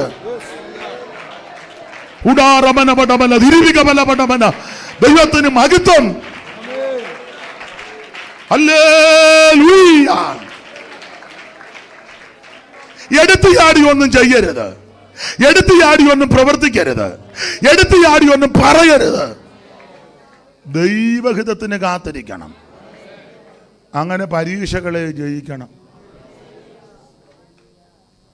കൊച്ചുഞ്ഞുപദേശി പാടിയ ഒരു പാട്ടുണ്ട്. ഒരു വരി പാടി അങ്ങ് നിർത്താം. പകലിലും രാവിലും പരീക്ഷകൾ വരും, ഉറങ്ങിക്കിടന്നാലും പരീക്ഷിക്കും. പകലിലും രാവിലും പരീക്ഷകൾ വരും, ഉറങ്ങിക്കിടന്നാലും പരീക്ഷിക്കും. കർത്താവേ ശോധന തെരുതേരെ വന്നാലും ജിബ്രാൾട്ടർ പോലെന്നെ പാലിക്കണേ. കർത്താവേ ശോധന തെരുതേരെ വന്നാലും ജിബ്രാൾട്ടർ പോലെന്നെ പാലിക്കണേ. പാപം പരീക്ഷിക്കും ലോകം, പരീക്ഷിക്കും സാത്താൻ ബന്ധുക്കൾ താൻ മർത്യ ജഡം. പാപം പരീക്ഷിക്കും ലോകം പരീക്ഷിക്കും സാത്താൻ ബന്ധുക്കൾ താൻ മർത്യ ജഡം. ദൈവാത്മശക്തിയാലല്ല ജയിക്കുവ നസറായ വീരൻ താൻ സഖായിക്കും. ദൈവാത്മശക്തിയാലല്ല ജയിക്കുവ നസറായ വീരൻ താൻ സഖായിക്കും. ജിബ്രാൾട്ടർ പാറമേൽ തട്ടും തീരാ പോലിഷോണി തലത്തിലെ പരീക്ഷകൾ. ജിബ്രാൾട്ടർ പാറമേൽ തട്ടും തീരാ പോലിഷോണി.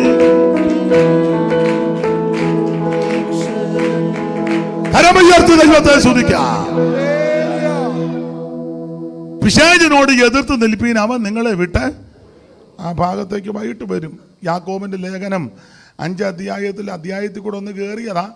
1-ാം അധ്യായത്തിലാ ഒന്ന് കയറിയത്. പരീക്ഷ സഹിക്കുന്ന മനുഷ്യൻ പരീക്ഷയെ തോക്കരുത്, പരീക്ഷയെ ജയിക്കണം, തളർന്നു പോകരുത്, ദൈവം അനുഗ്രഹിക്കും. ബാക്കി ഭാഗം കർത്താവ്